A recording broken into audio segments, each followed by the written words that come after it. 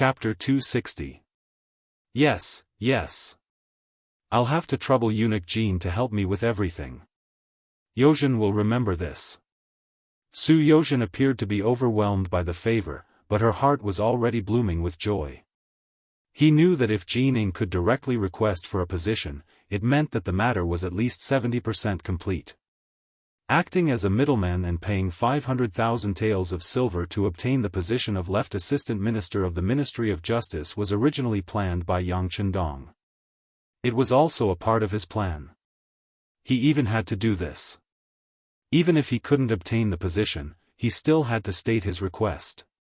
Otherwise, why would a person meddle in other people's business? If there were no benefits at all, his original intentions would be suspected by others. On the contrary, if he had a request, his motive would be much simpler. At the very least, no one would suspect that there was something fishy between Su Yozhen and Yang Chendong. In short, it was just one sentence to express his request. It would be best if he succeeded, but if he didn't, he would be cleared of suspicion. Wouldn't that be the best of both worlds? Now, it seemed that things were developing in the best direction. After the discussion, the two of them quickly began to carry out their plan. First, Jining appeared in the prison of the Ministry of Justice. Then, Su Yozhen paid a visit to the Hu residence. After the attack on the third Madam of the Duke of Loyalty and Courage, their actions were quickly noticed by people with ulterior motives. After all, regardless of whether it was the Yu family or the Hu family, they were in fact closely related to what happened. At this moment, anyone who came into contact with them could make other explanations and speculations. However, these were merely guesses. As for what exactly happened, no one knew. They only knew that when Jining left the Ministry of Justice Yamen, Yu Shiyue didn't personally send her off. On the contrary, when Su Yozhen left the Hu residence, Hu Zhangning escorted her all the way out. After Hu Zhangning sent Su Yozhen out, he returned to his own study.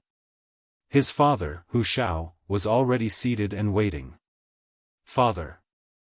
Upon seeing Hu Shao, Hu Zhangning immediately revealed an extremely respectful expression.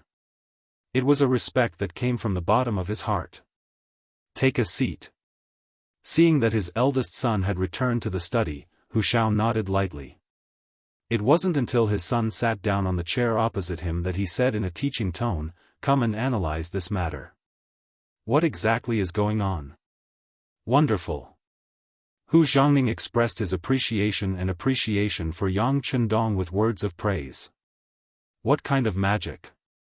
Hu Zhao's expression did not change, but in his heart, he admired his eldest son's political awareness. Just from this sentence, he could tell that his son seemed to have seen the essence of the matter. Father. Chendong took advantage of the situation and used a roundabout method to punish the audacious Yu Xiong and attack Yu Shiyue's authority at the same time. More importantly, he planted an important spy in the Ministry of Justice. This is killing 3 birds with 1 stone. Once he's done, he still has to owe him a favor. Isn't that great? Hu Zhangning said in an excited tone. In fact, there was also the matter of his promotion. That was killing 4 birds with 1 stone. However, Hu Changning was not fond of publicity, so he purposely left out one thing. Not many people knew that Su Yozhen was Yang Chendong's subordinate, but Hu Shao and Hu Zhangning knew. They even knew that this person's impeachment and subsequent recommendation had been ordered by Yang Chendong. That was why this person had been promoted like a rocket. However, although he was the right assistant minister of the Ministry of Personnel and seemed to hold a high position, his usefulness was very limited. This was because both the Minister of Personnel, Wang Zhi, and the left assistant minister, Yuan, had a good impression of Yang Chendong. In this department, there was no point in assigning more people. It was inevitable that someone would jump out. This time, he had made use of the opportunity to insert himself into the situation. The promotion of the right assistant minister of the Ministry of Personnel to the left assistant minister of the Ministry of Justice meant that Yang Chendong had an important spy in the Ministry of Justice. With time, it would not be difficult for him to nurture a trusted subordinate. Very good. Ning has grown up. Your father is very gratified to see this.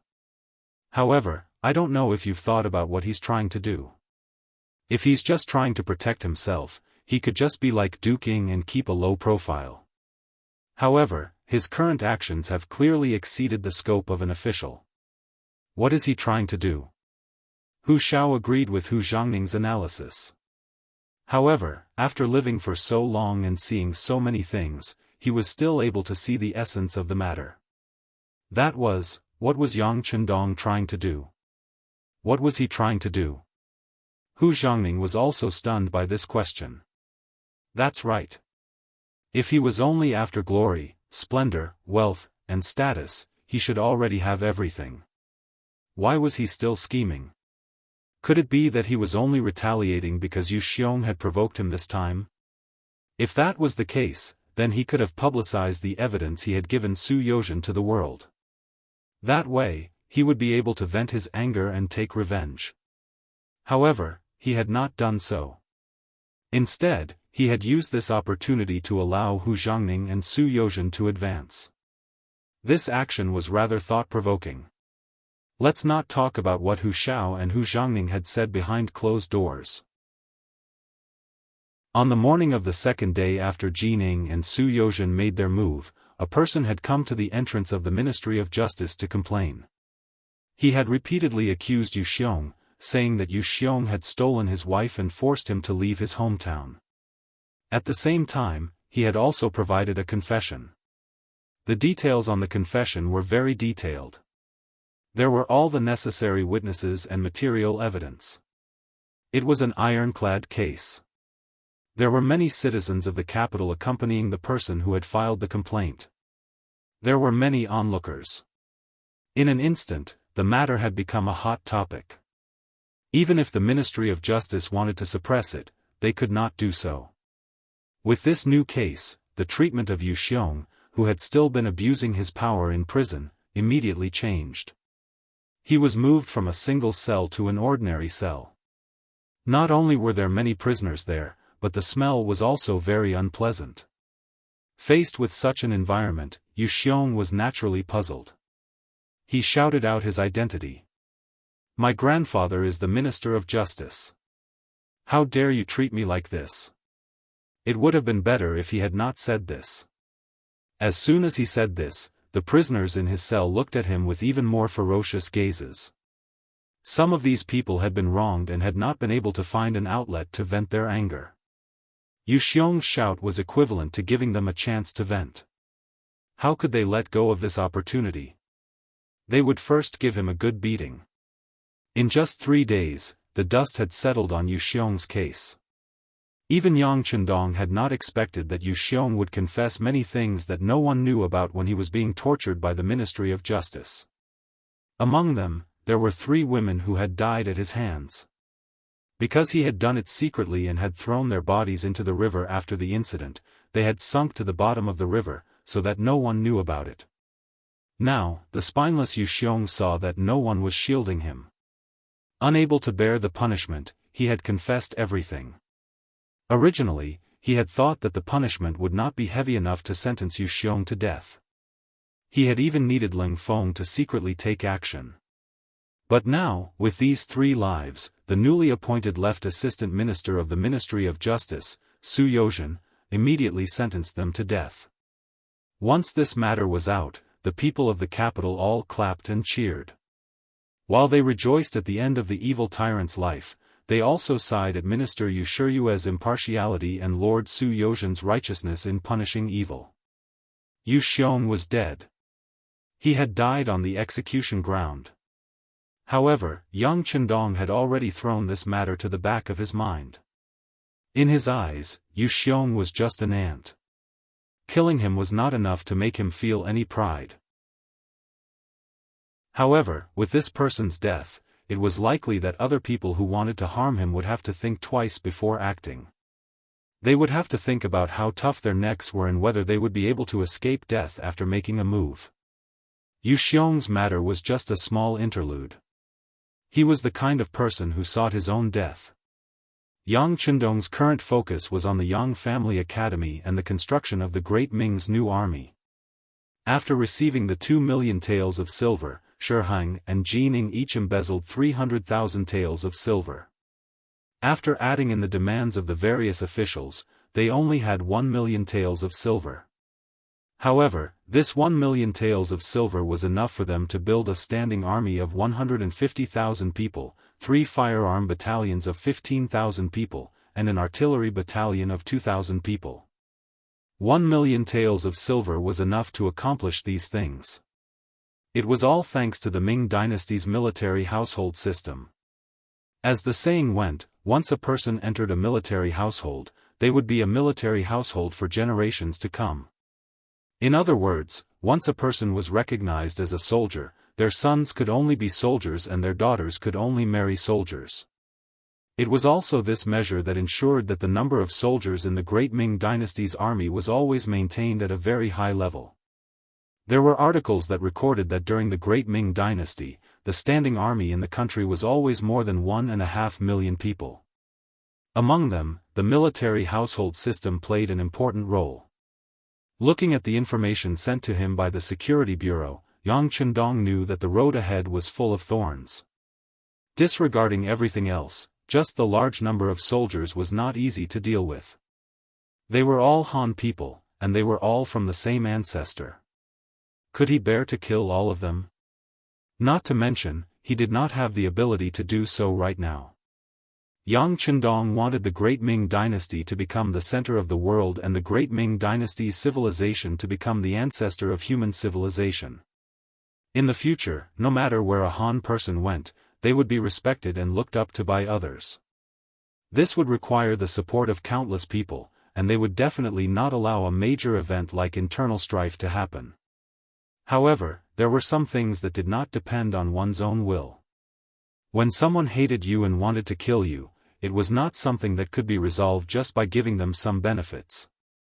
After pondering for a moment, Yang Chendong gave a secret order to his most trusted subordinate, Tiger's man, let's do this. Find a merchant to find Yang Guang. No matter what, the position of general of the artillery battalion must be taken by him. Don't be stingy with money. This is very important for our safety. If a person wanted to accomplish great things, help others, and bring everyone to power, they had to meet one condition, and that was absolute safety. Looking at the new army of the Great Ming dynasty, regardless of whether it was ordinary soldiers or elite firearms battalion, Yang Chendong did not care about them at all. With the large warehouse that could be entered at any time, if they provoked him, he could casually take out some new weapons and deal with them without a problem. However, the artillery battalion was annoying. Chapter 261. After all, Yang Chendong was immortal, and the Yang Manor was not an impenetrable fortress. If the artillery battalion really set their sights on him, the consequences would be unimaginable. This was the most annoying thing. Yang Chendong had come into contact with Yang Guang a few times and found that he was a man of few words. However, he was a loyal and considerate person who valued loyalty greatly. If Yang Chendong could spend some money to befriend him, he could at least warn him in advance even though he couldn't make him disobey the orders of his superior or even the acting emperor at a critical moment. This way, he would have more time to react, and an additional layer of protection for his life.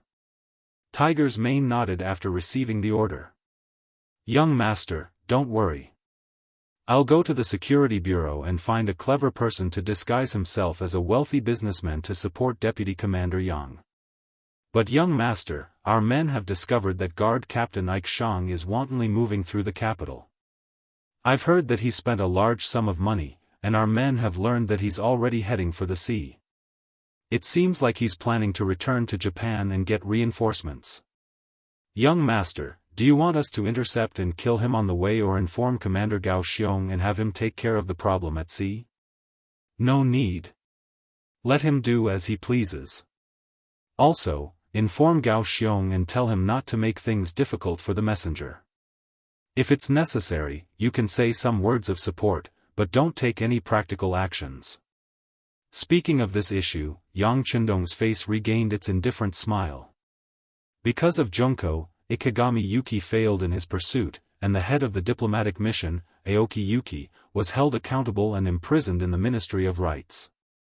Although there was no imperial order to condemn him, everyone could see that he was simply being held in a different place. Naturally, it was Yang Chendong's intervention that led to the current situation. During the new year, when he went to see his father-in-law and grandfather, he openly said that he would definitely teach Aoki Yugue a lesson and let him know that the great Ming dynasty was not Japan. He would not be able to do whatever he wanted. It was Yang Chendong who had expressed his stance, and Aoki Utakai had been detained by the law enforcement officials of the Ministry of Rights. And because Yang Chendong had spent a lot of money, neither the Ministry of Justice nor the embroidered uniform guards had interfered. As a result, even though Qi Shang, the captain of the guards, had done a lot, the situation had not been alleviated or resolved. Since the matter couldn't be solved, Qi Shang made a foolish decision. He reported the matter to his country and asked his country to step forward and pressure the great Ming dynasty. Perhaps it was because he had been in Japan for a long time, coupled with the fact that he was a samurai, it was difficult for him to look down on other countries. In short, he had made up his mind. And this was exactly what Yang Chendong wanted to see. This was the result he wanted. Japan was one of the countries that the great Ming dynasty had decided not to conquer. If they wanted to deal with them, they would need an excuse. Princess Junko was a fuse. If he kept this person by his side, the rulers of Japan would definitely not tolerate it. They would be worried that the great Ming Empire supported the Japanese royal family. In order to solve this problem, Junko had to die. If he wanted to kill this person, he had to go to the capital of the great Ming Empire to stir up trouble. At that time, Yang Chendong would make the situation worse. Once the matter reached a certain extent, under the pressure, it would be impossible for Dai Zong not to want to conquer Japan. In this way, he would have a righteous reason. In the end, this was Yang Chendong's plan. But at the same time, it was also a helpless move. Japan was an island country, and its coastline was so long that even Yang Shi's navy couldn't do anything about it. They couldn't completely block it, so they might as well not block it. Let them take the initiative to cause trouble, and then fight back openly. Tiger's Mane didn't quite understand Yang Chendong's words. But out of absolute trust in the young master, he nodded happily. Okay, young master, I will give the order to Commander Gao Xiong in your name. Soon after the new year, the snow and ice in the capital began to melt. After the spring breeze, everything began to recover, and the land began to see green again.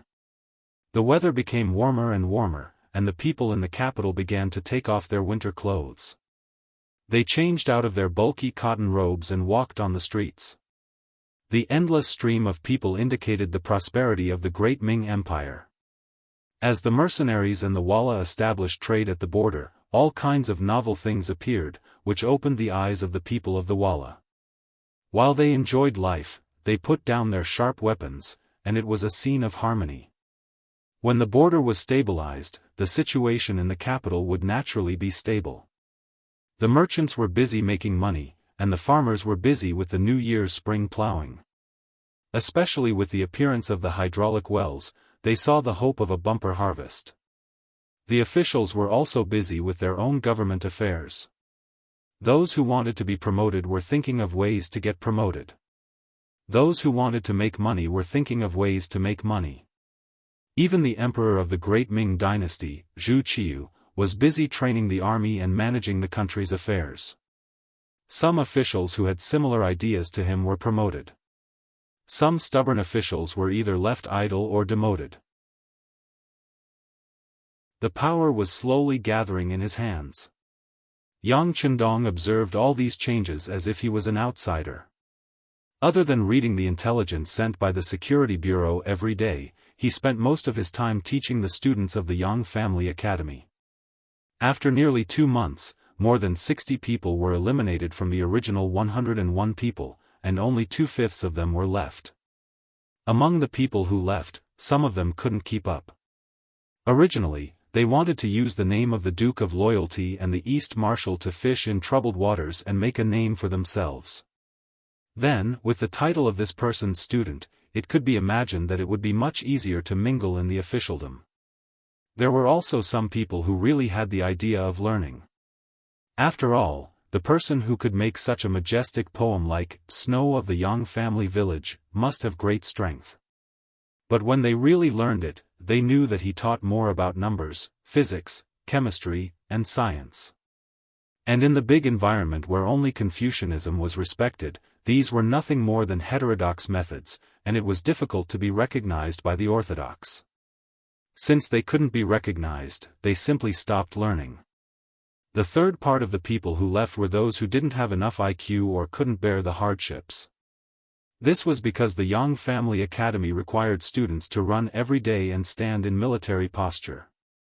Under this semi-militarized management, some of the young people who only knew how to study were unable to bear it. In the end, because they made too many mistakes, their military posture was taken away and they had to leave. Most of them left, and 2/5 of them were the elites among them.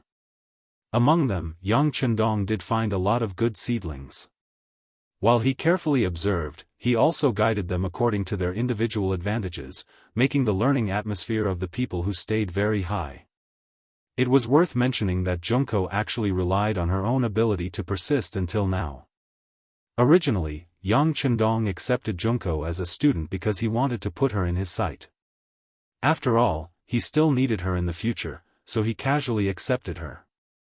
When he made this decision, he was also prepared to let her go and force her to stay if she couldn't hold on at any time. But unexpectedly, although Junko was young, her body was full of tenacity, and she was one of the best in all kinds of assessments and studies. Not only did she not rely on Yang Chendong to stay, but she also became a goddess in the eyes of many men. More than half of the male students secretly liked her, including Wang Si, the grandson of the Minister of the Ministry of Personnel, Wang Ji. Junko's fluent Mandarin, coupled with her beautiful face and lively personality, made Wang Si unable to extricate himself. Junko clearly knew all of this, but she didn't point it out. She didn't agree or disagree, but instead kept a distance from the people who liked her. Today, she took the initiative to say a few words to you, but tomorrow or the day after, she might ignore you for a few days. This kind of performance had once caused many male students to be unable to study normally. Humph. This is their innate charm. After hearing Tiger's Mane's report, and thinking of the things they produced in the future, and the Aoi people who were often mentioned by Chinese men, this Junko was obviously their ancestor. It wasn't a crime for a person to be beautiful, but if they wanted to use this power to stir up trouble in his territory, Yang Chendong couldn't tolerate them. Tiger's Mane spread the news that Junko is a girl from Japan. No matter who marries her, in the future, he will have to follow her to Japan and become her son-in-law. Even the children born in the future will have to follow her family name. Yang Chendong winked at Tiger's Mane, revealing a deep meaning in his eyes. Tiger's Mane immediately understood and immediately said, "Young master, don't worry, I will do it right away." Tiger's Mane complied, and only an hour later, Junko appeared outside Yang Chendong's study with a beautiful face. With a wronged expression on her face, Junko didn't dare to take a step forward. These days, she more or less understood this Dong Shui in people's eyes.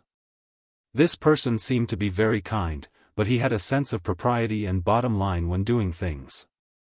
For example, this study was not a place she could enter and leave at will. She remembered that once, she inadvertently wanted to take advantage of Yang Chendong's absence to take a look, but when she came to the door, a sharp knife was placed on her throat. Junko didn't even know when the other person appeared, but she felt a boundless killing intent.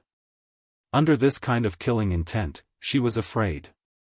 Junko had a feeling that if she really dared to take a step forward, she was afraid that her head would be separated from her body, and she would die.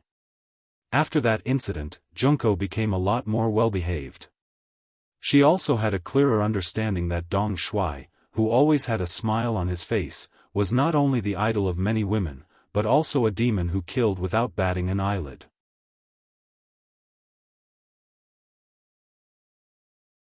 Chapter 262.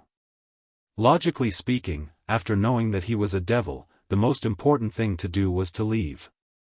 Captain Kobayashi had told her more than once that he didn't find anyone watching her, but for some reason, Junko didn't want to leave.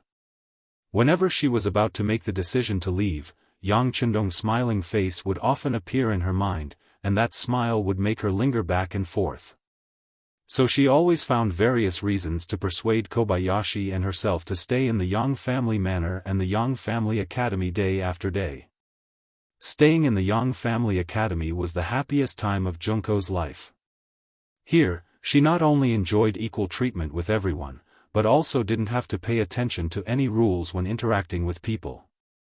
On the contrary, she could also learn some new knowledge that she had never heard of before, or even thought of before. Slowly, Junko became deeply immersed in it, and she also found that the students who were able to stay in the academy were very smart and could endure hardships. These advantages were exactly what her father, who was in the royal family of Japan, wanted. So she gave birth to other thoughts, which was to take these people for her own use. If there was a chance, after these people finished their studies, she could deceive them to go to Japan. She believed that it would play a positive role in her father's efforts to stabilize the throne. In order to achieve this unspeakable goal, Junko deliberately used her charm jutsu, intentionally or unintentionally making contact with the male students. She had been formally trained since childhood on how to please a man. Soon, Junko achieved her goal, making more than one student fall head over heels for her and express their willingness to submit to her. She thought that if she continued to do this, when she graduated from the academy, she could leave with these people. But an unexpected disaster happened, and her identity as a Japanese was suddenly exposed. Not only that, but it was also said that the man she was going to marry was likely to eventually go to Japan by marrying into her family. As soon as this matter came out, the expressions of those male students who admired her instantly changed. At that time, the difference between the status of men and women was very obvious. It was very common for men to be the head of the family and women to be the head of the family. Things like marrying into the family was absolutely disgraceful. As for the students who were able to stay until now, which one of them wasn't smart and proud? How could they do such a disgraceful thing? At that moment, the male students who liked to listen to Junko's words quickly began to keep their distance from her. Some of them even avoided her as if she was a scourge. This made Junko's efforts go down the drain. She was so angry that she wanted to look for Yang Chendong to be the judge. She had a feeling that the person who could do such a thing must be Dong Shuai. Outside the study, Junko stood there with a stubborn and wronged look on her face. No one knew if she was really good at acting or if she was really showing her true feelings. In short, her tears flowed down from the corners of her eyes, indicating that she was one of the victims. A young girl, a beautiful young girl, a young girl with a face that could topple cities. At this moment, her appearance was like a pear blossom in the rain. It was likely that any man who saw her would feel pity for her and would not be able to help but go forward to comfort her. But at the door of the study, for a long time, no one appeared. It was as if this place was really empty. But only Junko knew in her heart that there must be more than one pair of eyes staring at her in the dark. This feeling was very strong, but it also made her heart full of helplessness. When a person's proudest side couldn't occupy the slightest advantage, it must be the time of despair. Her tears flowed freely. It gave people the feeling that the sentence, "Women are made of water," was really true. Junko stood there for half an hour, but her tears didn't dry up. Finally, Yang Chendong's unique magnetic voice sounded in the study. "Come in." Finally getting permission, Junko felt relieved. Her anger was not in vain. While she breathed a deep sigh of relief, she secretly brewed enough tears. Then, she stepped on the 3-inch golden lotus and slowly walked into the study. She made sufficient preparations and even thought about how she should behave when she met Yang Chendong. For example, what she should do when Yang Chendong looked at her, or how she should display her advantage when he looked at her with a pained expression on his face. She should make the best use of it. And what she should do when he didn't look at her. Junko, who was fully prepared, was even confident that after seeing Yang Chendong, he would take pity on her, and then what she should ask for as the dominant position and so on. However, all her preparations were ruined by Yang Chendong's seemingly casual words after entering the study. "Do you know Kimura Yoshida? Do you know him? Kimura-kun."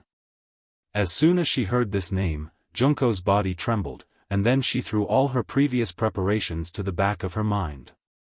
She knew this name too well. Kimura Yoshida, the backbone of the Kimura family, and one of the lackeys who supported General Ashikaga Yoshimasa the most. This person was not only cruel and merciless, but he was also a war maniac. In his eyes, the world should belong to Japan, and not a place made up of islands. When she was in the palace, she had heard her father say more than once that some of the backbone of the imperial family had died at the hands of Kimura Yoshida. This was a person who caused her father to have a headache and hatred. How could she not know? So when she heard this name, she couldn't help but tremble and lose her composure. After being stunned for 7 or 8 breaths, she suddenly noticed that Yang Chendong didn't raise his head. Instead, he was looking down at something. Fortunately, no one saw her lose her composure. While rejoicing in her heart, Junko said with a very innocent look, "Of course I've heard of him. In Japan, the Kimura family's power and influence are also very big. By the way, why did the East Marshal mention his name?" Even though he had been lowering his head all this while, he had already sensed that there was something different about Junko. Since she still wanted to continue pretending, he might as well give her a strong dose of medicine. "Oh, it's nothing, it's just that this person came to the Great Ming Dynasty and made a strict protest on behalf of Japan to the Great Ming Dynasty. He asked us to release Aoki Yuki, and also asked us to apologize and compensate them. By the way, he also said that if he was not satisfied, Japan will regard this as a provocation to them. At that time, it is very likely that Japan's army will appear in the Great Ming Dynasty's territory, and we will be responsible for it." As if he was talking about a fact, Yang Chendong's words didn't have the slightest emotion. But these words in Junko's ears made her feel shocked. What does this Kimura Yoshida want to do? Does he want to provoke a war between the two countries? Doesn't he know that compared to the current Great Ming Dynasty, Japan's strength is too far? Doing this is simply throwing an egg at a rock, and more importantly, it will put herself in danger. Imagine, if Japan really dares to go to war with the Great Ming Dynasty, as the princess of the Japanese imperial family, it is obvious what the result will be. She was shocked by Kimura Yoshida's viciousness. Since the other party came, it is impossible for him not to know that she is in the Great Ming Dynasty, but he still did this.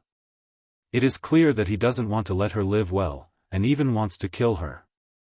While Junko was still imagining various possibilities in her heart, Yang Chendong continued to say, "Hey, you are also a Japanese, you should know the gap between you and the Great Ming Dynasty. Kimura Yoshida's approach is simply courting death. If it weren't for the fact that the Great Ming Dynasty is forbidden by the sea, I really want to take the army to visit." "No. Don't, we Japanese are still very peace-loving." As soon as she heard Yang Chendong say that he will bring the army to Japan, and thinking of the various legends of this person defeating the Walla, Junko didn't know why, but she felt a sense of fear. When he heard Junko say that the Japanese are peace-loving, Yang Chendong had a feeling of wanting to laugh in his heart. Looking at the history, once the Japanese became strong, which time didn't they take the initiative to start a war? But now, the princess of the imperial family actually said that they are peace-loving. What a ridiculous statement. But at the same time, it also proved that the current Japan is not strong enough, at least compared to the Great Ming Dynasty, it is still a lot worse.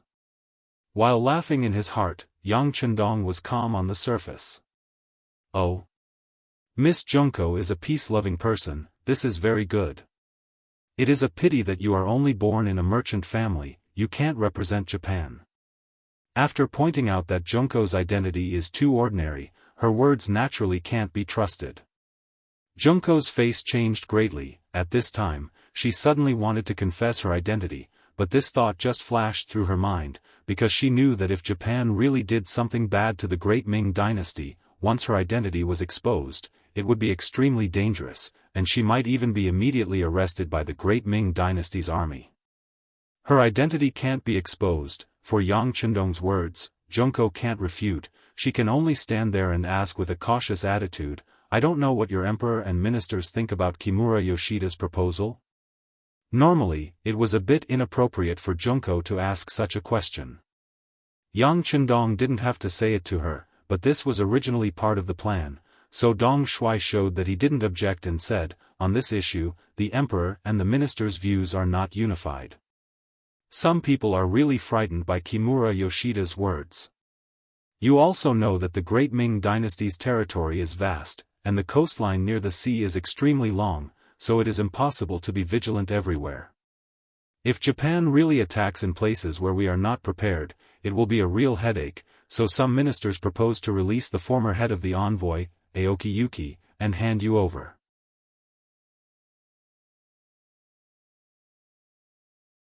Chapter 263. You're going to hand me over? Junko was surprised. That's right. Back then, those assassins came for you. I just happened to pass by. If we want to compromise, of course, we will hand you over to the Japanese. Sigh, I was wondering how you offended them. It looks like they won't give up until they catch you. Yang Chendong asked curiously. He didn't mention that Junko was the princess of Japan. He wanted to see how long she could hide it. When she heard Yang Chendong say that the great Ming was not only prepared to compromise, but also wanted to hand her over, Junko's face turned pale. No, they hate my family. Once they catch me, they will kill me. As she spoke, Junko had already walked to Yang Chendong's side. She reached out and grabbed his arm. Her eyes were filled with a pitiful look. Don't, I will faint if you continue like this. The two of them were very close to each other. Yang Chendong could already smell the fragrance of Junko's body. He enjoyed the feeling very much, but he still said, you don't have to be too anxious. What I'm saying is just the opinion of some of the ministers. Some of them think that we shouldn't compromise with Japan. If they want to cause trouble for us, we'll open up the Forbidden Sea and send an army to Japan. We'll teach them a lesson and let them know who they can't afford to provoke.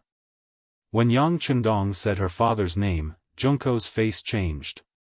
No. The emperor will not make trouble for the great Ming. There must be some villains behind this. You must investigate this thoroughly. Oh. How do you know that the emperor won't make trouble for the great Ming? You are not a member of the imperial family. Yang Chendong asked with a surprised expression. When Junko heard these words, she couldn't help but open her mouth to defend herself. However, just as she opened her mouth, she quickly closed it again. Yes, it's just my guess. When I was in the country, I heard from my father that the emperor is an emperor who doesn't like war. I don't think he will take the initiative to start a war with the great Ming. Oh. So it was just hearsay. Unfortunately, it seems that what you heard is not true. Kimura Yoshida has already arrived, and he has already expressed the intentions of your emperor. The way I see it, this war might start soon. Yang Chendong shook his head and expressed his opinion. Junko was very anxious at this moment, and she was cursing Yang Chendong's stupidity in her heart. The outside world said that Dong Shuai was smart, but now it seemed that he was just so. He actually mistakenly thought that the Emperor of Japan wanted to go to war with the great Ming dynasty. What a stupid idea. At this time, Junko really wanted to open Yang Chendong's head and see what he was thinking. Once again, the thought of exposing her identity popped up in Junko's mind. She opened her mouth but didn't say anything in the end. She didn't know what would happen if she revealed her true identity. She didn't dare to take the risk.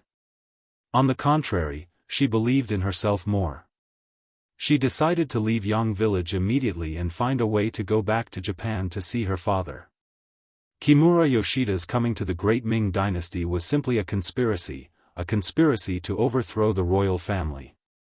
General Ashikaga Yoshimasa clearly wanted to use war to mobilize the emotions of the entire country. Only in times of war could a general have more power and do many things that he couldn't do in normal times.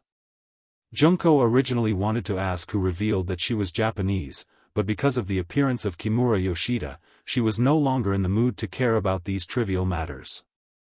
After leaving Yang Chendong's study somewhat absent-mindedly, she went to Captain Xiao Lin's room. When he saw the princess take the initiative to appear, Kobayashi was naturally very happy, but when he saw Gong Yan's face as if she had been bullied, he couldn't help but say angrily, "Princess, who bullied you? Tell Kobayashi, I will teach him a lesson." Both of them spoke in Japanese, so they weren't afraid of being eavesdropped. Only at this time could Junko be completely relaxed. "Kobayashi, don't be agitated. No one bullied me. I just got the news that Kimura Yoshida is here." Junko then told Kobayashi the news she got from Yang Chendong in detail. When he heard that Kimura Yoshida was here and threatened the Great Ming Dynasty, Kobayashi immediately said angrily, "Princess, don't be afraid. I will personally kill this person tonight. As long as he is dead, all the problems will be solved." "No." Junko shook her head decisively after hearing that. She didn't believe that Kobayashi could kill Kimura Yoshida with his strength. Since he was here, security was naturally the most important thing. Even if the emperor of the Great Ming Dynasty didn't have a definite result, he would send a large number of troops to protect him. Kobayashi alone couldn't do it. Junko's mind was still clear, and she had a clear understanding of the situation in front of her. It was precisely because of this that she didn't agree to Kobayashi's request. Instead, she said, "Kobayashi, you can't do it. It's too risky.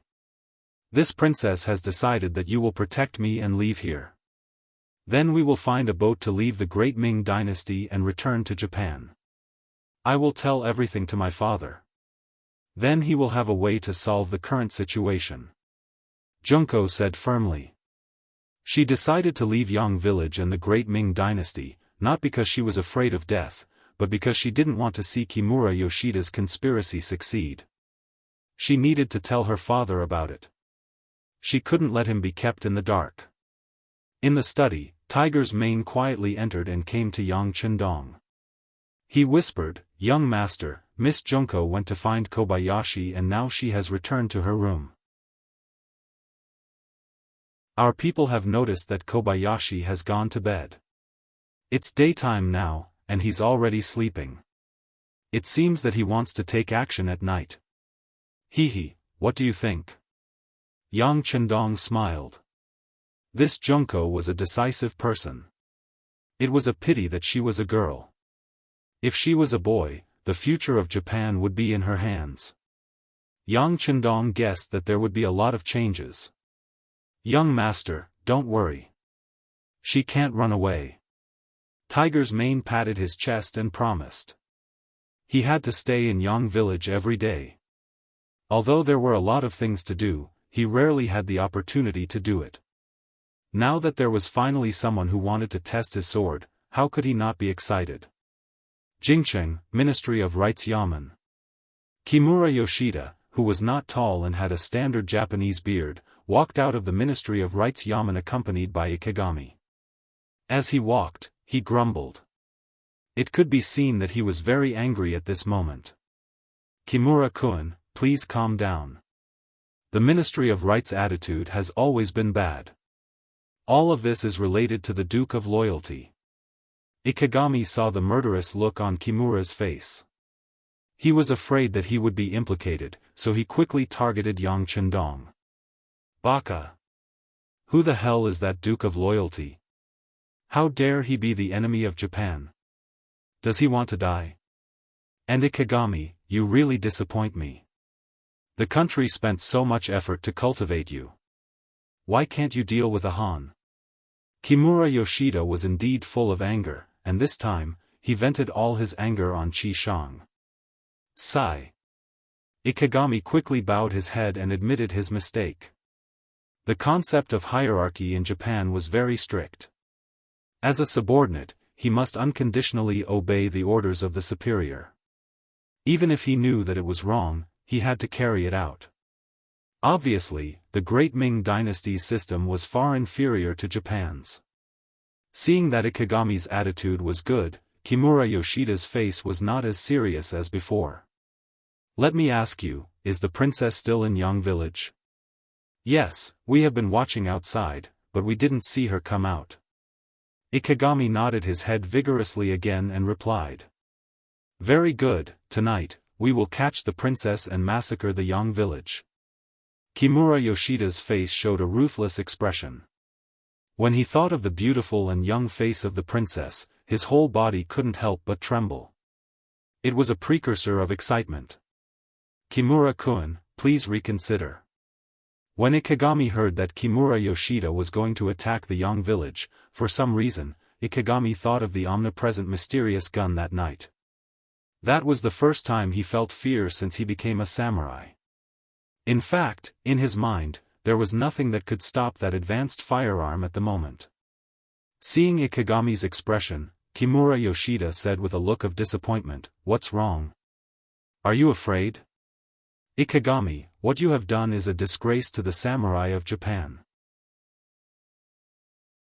Ikegami, who was reprimanded, thought of the honor that a samurai should have. With a firm expression, he said, "Hey, Ikegami is wrong. Please give me a chance, I will do my best tonight." "No need." Kimura Yoshida waved his hand and said arrogantly, "This time, I brought 3 jonin, 10 chunin, and 30 genin from Japan. Tonight, I will let them do the job. As for you, you should reflect on whether you can still be called a real samurai." Kimura Yoshida was arrogant, and his methods were cruel. It was also true that he regarded human lives as nothing. However, it didn't mean that he was stupid. On the contrary, he had the confidence to say such words. The source of his confidence was the 43 ninjas that the Kimura family sent to him. The number of ninjas in the entire Kimura family was no more than 200. This time, they used a quarter of their strength to prove Kimura Yoshida's position in the family, and also proved that he was determined to accomplish his mission. Ikegami originally wanted to object and propose that he take the initiative to lead the team. However, when he heard that there were 43 ninjas, and 3 of them were jonin, he was relieved. This force was more than enough to deal with an army of 500 people, let alone a small village. Even if those firearms are powerful, in the face of a ninja who appears and disappears like a ghost, they can only passively be beaten and wait for death.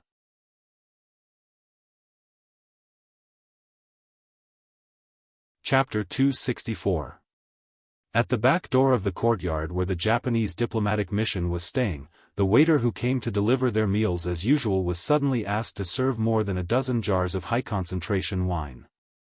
This sudden situation was quickly sent to the secret agents of the Security Bureau, who then sent it to Director Yang San. Then, it was sent to the most confidential study in the inner courtyard of the Yang Manor. More than a dozen jugs of high-concentration wine. Hearing this sudden news, Yang Chendong fell into deep thought. In his previous life, he had fought with a lot of Japanese intelligence personnel, including some high-level ninjas. At that time, he naturally saw a lot of information about them, and one of them was that as a real ninja, they needed a lot of high-concentration wine before making a move. First, it was used to boost their courage before killing, and second, it was used to clean the ninja sword. In the eyes of a real ninja, the ninja sword was like a second life, and was extremely sacred. Before using the sword, it was necessary to wipe it clean. This was originally a custom, and also a kind of respect. If it was just ordinary wine, even if the amount was a little bit more, it wouldn't be a problem, because there were many explanations, and it didn't necessarily mean that they wanted to do something. But to ask for so much high-concentration wine, it was almost beyond the limit of human drinking.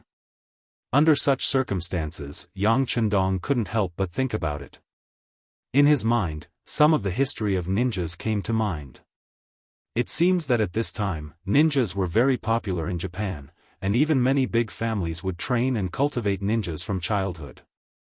Such ninjas were loyal enough, and there was no need to worry about betrayal. So, is it possible that the Kimura family also sent ninjas? It has to be said that Yang Chendong's mind was really smart, and just from this small matter, he thought of a lot of possibilities. Tiger's mane, don't make a move on Junko and Kobayashi, let them go, we just need to follow from a distance, I think it may be very lively tonight. Yes, young master. When Tiger's mane heard the word lively, the blood in his body spurted out, and he was afraid that if he didn't make a move for a long time, his bones would slowly solidify. Tiger's mane went to make the arrangements. According to the young master's instructions, they couldn't bring too many people, but they had to be elite. As soon as he left, Yang Chendong turned and walked into the inner room of the study. Usually, without his permission, even Hu Yen and Tiger's mane were not allowed to enter. It could be said that this was his absolute private territory. As soon as Yang Chendong entered, he turned around and disappeared, entering the large warehouse. Don't fight a battle you have no confidence in. It was often easy for big shots to fail in small gutters. In order to prevent such a thing from happening to himself, Yang Chendong would not have any thoughts of underestimating the enemy. Since he suspects that the other side may have ninjas, he has to make some preparations in advance just in case. Compared to the ninjas who have been treated as death warriors since childhood, his life is really different. Junko knew nothing about the measures Kimura Yoshida might take. She only knew that this person appeared in the capital of the Great Ming Dynasty, and she was no longer safe here. She didn't even tell Yang Chendong that the Kimura family raised ninjas, because she was afraid that the more she said, the more flaws she would leave, and eventually lead to the suspicion of the other side. After all, Yang Chendong was too tall in her heart, and too smart, even to the point of almost reaching the point of omnipotence. In the face of such a person, she had to be careful every time she said a word. After a seemingly long wait, it finally came to night. When the sky was completely dark, the people of the Yang village and the academy had dinner and entered the sleep mode. Kobayashi appeared in Junko's room like a ghost. Ah! Kobayashi, you are here. Did anyone notice you? Seeing Kobayashi suddenly appear in her room, Junko was surprised at first, and then asked with concern. Your Highness, don't worry, no one noticed me. I have been here for so long, and they no longer pay attention to me. Also, I have found a way to leave the village. There is a loophole when they change the defense, as long as we seize the right time, we can leave without anyone noticing. Kobayashi said confidently. But what he didn't know was that the so-called loophole was left by Yang Chendong early in the morning. He knew that no defense could be 100% safe, so he deliberately left an obvious loophole. Instead of letting the opponent deliberately find the loophole, it was better to directly give him a ready-made one, so that the opponent would not have other ideas. Although Junko was smart, she knew too little about these military matters, so she chose to completely trust Kobayashi. Well, Kobayashi, then let's leave. Yes, Your Highness, please follow me. In a while, in order to increase our speed, Kobayashi may have to do something outside the rules. When saying these words, Kobayashi's face instinctively turned red. The so-called violation of the rules naturally referred to some necessary physical contact between the two of them. In order to leave here, Junko didn't care so much and immediately nodded. Well, I will listen to Kobayashi's arrangement. After the agreement, the two people appeared in the dark like two leopard cats, and then passed through several courtyards. Sometimes, Kobayashi reached out and held Junko's slender waist, and ran quickly with her. In this way, after about a quarter of an hour, the two people walked out of the outer courtyard of the Xianxia village and came to the outside desolate land. At this time, it was spring, although there were some grass, it was not very tall, and was not enough to cover their bodies, especially at night, when the wind blew, it made Junko shiver. "Princess, are you okay?" When Kobayashi saw Junko's body shiver, he instinctively asked with concern. "I'm fine, let's leave here quickly." Junko clenched her teeth and shook her head. She only had one thought in her mind, and that was to inform Father Emperor about Kimura Yoshida's appearance in the Great Ming Dynasty, and for this purpose, it was just a little cold. What was it? In this way, the two shadows, one in front and one behind, went farther and farther away from the Xianxia village, and slowly disappeared in the open wilderness. In order to take care of Junko, Kobayashi's speed was not very fast. The two people, one in front and one behind, used half an hour to walk 10 miles, but even so, Junko's legs were already as heavy as iron lead. This was because she was running with the students in the academy, and if there was no real training, she was afraid that she would not be able to persist until now. "Princess, do we need to take a rest?" Looking at Junko's painful face, Kobayashi asked nervously. "It's okay, I can still persist." Although cold and tired all over her body, the stubborn Junko still refused Kobayashi's kindness. But just as she said this, suddenly a big hand covered her small cherry mouth, and she was caught off guard, and was firmly pressed. After feeling that her mouth was tightly blocked, Junko's eyes showed extreme panic. Looking carefully, she found that the person who pressed her mouth was actually Kobayashi, and her eyes showed disbelief. She did not expect that her most trusted guard captain would dare to have any bad thoughts about her. Shoo! His right hand covered Junko's mouth, and his left index finger stretched out, and after making a shushing gesture, Kobayashi's ears perked up to listen for something. It was just that Junko did not see the situation in front of her, because she was too beautiful. She knew that this was both a strength and a weakness. The strength was that when she did something, she could do twice the result with half the effort, and it was easy to attract the favor of others. The weakness was that her appearance was given by heaven, and it was easy to attract the bad thoughts of others, so she had to be on guard. But she never thought that her most trusted Kobayashi would have such bad thoughts about her. The moment her mouth was covered, she completely lost her judgment, and the only thing left was her constant struggle and resistance. At this time, Kobayashi was concentrating on the very light footsteps he heard just now, and he did not notice Junko's fierce resistance at all. In a moment of carelessness, his right hand was bitten, making him instinctively release his hand, and then Junko's beautiful voice sounded. "Kobayashi, what are you doing?" "Baka, there are people here." Along with Junko's voice, soon a shout in Japanese came from the front, and then dozens of black shadows surrounded them like a fan.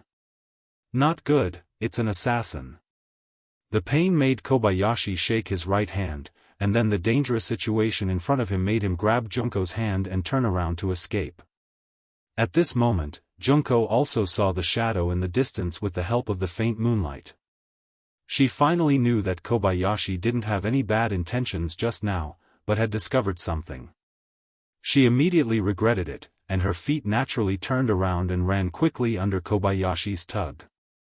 Kobayashi's six senses were very sharp, and he was able to discover the existence of danger in time, and his reaction was also very fast. But unfortunately, Princess Junko was relying on him, and after running a few steps, the assassin behind him caught up with him. When Kobayashi heard the sound of a sharp blade cutting through the air behind him, he promptly turned around and slashed forward with the katana in his hand. In the dark and silent night, a spark was ignited because of this action. It was a sound that could only be produced when sharp blades collided with each other rapidly. Under the spark, Kobayashi's feet involuntarily took a step back, and the katana was held horizontally in front of him, and his face was incomparably dignified. Although the katana just now repelled a ninja who was chasing after him, it also hindered his retreat speed. In just a short time, at least 4 ninjas surrounded him in front and behind, that is to say, he and Princess Junko have been surrounded at this moment. Junko stood nervously behind Kobayashi, looking around with a panicked expression, and even she could feel the endless murderous intent from the looming black shadows.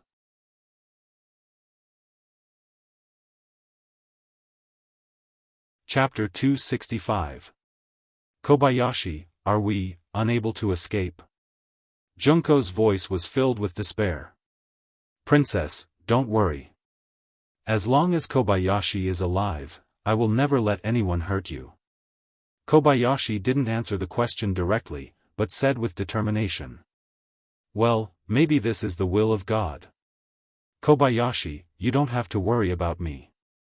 If possible, just kill your way out and tell my father the news. Junko's voice suddenly had a hint of indifference and relief. Ever since she was born, all she saw was her father sighing. From then on, she swore to herself that she would grow up quickly and help her father. After so many years, she had been working hard for this goal. But in the end, she was still a woman. Although she was beautiful, she didn't have any effect on the overall situation. Now, she was finally going to die. Perhaps this was the best explanation she could give to her father. A sharp dagger suddenly appeared in Junko's right hand. This was her self-defense weapon, but at the critical moment, it was also a suicide weapon. Even if she died, she wanted to die cleanly. She couldn't let other men sully her body. Princess, don't. Seeing Junko even took out a dagger, Kobayashi's face showed a strong struggle. Kobayashi, don't say any more.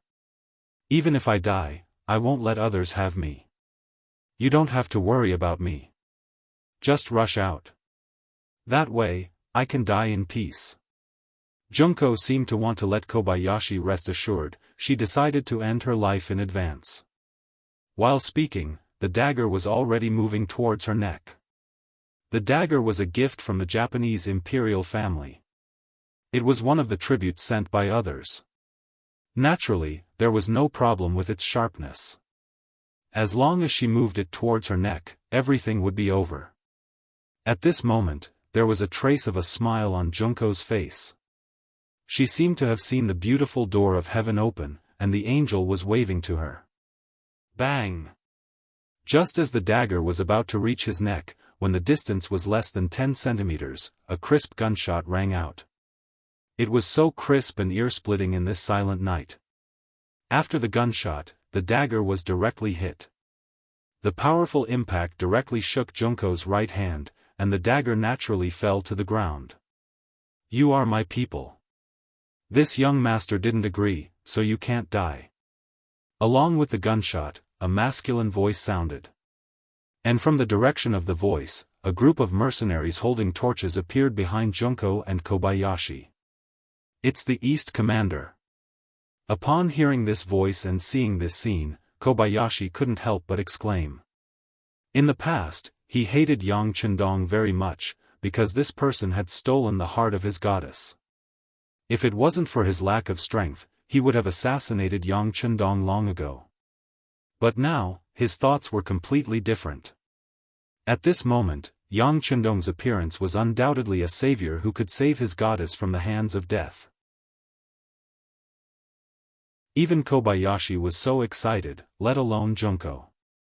The dagger fell to the ground, and her palm was bleeding. All of this could no longer attract Junko's attention. There was only one sentence in her mind. You are my people. This young master didn't agree, so you can't die. What does he mean? What does he mean by I am his people? Isn't he worried about my identity as a Japanese? The other men of the great Ming dynasty avoided her. Does he dare to face the difficulties head-on? What is he thinking? During the day, her identity was made public, and Junko's image and status in the Yang family academy fell by 1,000 miles. Those men of the great Ming dynasty who used to pursue her all expressed that they were thousands of miles away from her, which made Junko very sad. It also made her understand that with her identity, she could only marry the great Ming dynasty's royal family as a concubine and become a dispensable vase. But it was absolutely impossible for her to live with a man of the great Ming dynasty. Not for anything else, but because she was a Japanese. At that time, under the relatively backward and feudal thinking, no man of the great Ming dynasty would dare to marry her. It was because she couldn't see any hope and knew that Kimura Yoshida was coming that she made the decision to leave the Yang family village. Although she was very happy living here, she would never belong here. But when she was disheartened, Yang Chendong said that she was his people, which made her originally dead heart burn again, as if she saw a new hope. At this moment, Junko's heart was in a mess. At this moment of life and death, she was stunned, as if she didn't know that she was on the verge of death. A gunshot broke the silence of the night and made the ninjas on the opposite side vigilant. Rush over and kill them. One of the 3 high-level ninjas suddenly shouted in Japanese, and then dozens of black shadows quickly approached, rushing straight toward Yang Chendong and the others. Shoot at will. Tiger's Mane, who was leading the team, saw the black shadows quickly approaching and decisively gave the order to attack. Following this voice, the sound of gunfire could be heard, drawing out a bright meteor as it rushed forward. Kobayashi, protect Miss Junko. Yang Chendong also shouted, and the pistol in his right hand shot a bright bullet forward. Kobayashi was shouted and immediately threw Junko to the ground, so that she wouldn't be disturbed by the stray bullets. As he fell to the ground, he looked up and saw the ninjas in black getting hit by bullets one after another. Blood splattered everywhere as they fell to the ground and died. This was the first time that Kobayashi saw the power of advanced firearms at such a close distance. When he saw that the ninjas, who were known as ghosts and ghosts, were so vulnerable, there was only panic and shock in his eyes. He suddenly felt that all the martial arts he had painstakingly learned in the past were useless. In the face of such an advanced and accurate firearm, it seemed that no matter how strong one's martial arts were, it would be useless. Baka. Rush over and kill them in close combat. Seeing that a ninja was hit by a gun and fell to the ground and lost his life, the leading ninja's voice was filled with monstrous anger. While giving the order loudly, he also moved quickly, and at the same time, his right hand was constantly throwing ninja dart, which was used for long-range attacks. The ninja dart broke through the air and flew forward. Yang Chendong, who was standing in the middle of the team, had a trace of indifference in his eyes, and shouted, "All of you, throw away your torches, and be on your guard." The ninja dart's power at close range was not inferior to firearms. This was something that Yang Chendong had experienced as early as in his last life. It's just that at that time, ninjas were almost extinct, and there were very few people who could use ninja dart. But now, when he returned to the Great Ming Dynasty, he actually saw such a thing again, which really gave him a headache. When modern firearms face cold weapons, the advantage is naturally very obvious. But it can't be said that there are no disadvantages. For example, in close combat, the effect of firearms becomes very poor, and in order to prevent self-injury, you have to be careful when shooting, which is equivalent to giving the opponent more opportunities and space to use their abilities. It was precisely because he recognized the power of ninja dart that Yang Chendong made some preparations in advance. It's just that he didn't expect that the opponent would use ninja dart so decisively, which caught him off guard. After the shout, the well-trained Lingfeng soldiers threw out the torches in their hands, and the originally bright place suddenly turned into darkness. But this order was given a little too late, and there were still 4 or 5 muffled groans in the darkness. Needless to say, the Lingfeng soldiers were injured by the dart. This was the first time that the Lingfeng soldiers were injured during a mission. What's more, in the darkness, the ninjas' speed of approaching was even faster, as if they were even more certain of their home ground. "Be careful, don't shoot casually." Yang Chendong's voice had a trace of fear. Just as he finished speaking, he felt a gust of cold wind coming towards him. Instinctively, he used his feet as an axis and his body quickly fell backward.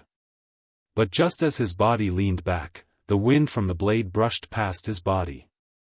It's conceivable that if he was a little slower, he would have been injured. "Young master, be careful." Seeing that Yang Chendong was almost killed, Tiger's Mane and Beta Persei's voice quickly sounded, and then two figures quickly approached him. "I'm fine, be careful." After Yang Chendong regained his balance, he replied, pulled out the triedge bayonet from his waist, and then suddenly stabbed the black shadow in front of him. What Yang Chendong had learned was not some fancy moves, nor was it a routine. Instead, it was a killing move. It's often the fastest way to kill the opponent in the shortest time. At this moment, he just instinctively attacked, and before the ninja on the opposite side could see what was going on, he was stabbed in the heart. The moment the triedge bayonet was pulled out, blood suddenly gushed out, and the ninja fell to the ground with a plop. "Baka, let's attack together, don't leave a single one alive." The leader of the ninjas saw the scene of his subordinates being killed and roared with fire in his eyes. If they were just using firearms to kill them, he could still find a reason to do so. But the fact that the ninjas were so weak in close combat made him unable to bear it, and in a fit of anger, he ordered all the ninjas to attack. Under this order, dozens of shadows rushed forward in the darkness. It can be seen that at this moment, the ninjas didn't hold anything back, and all of them attacked.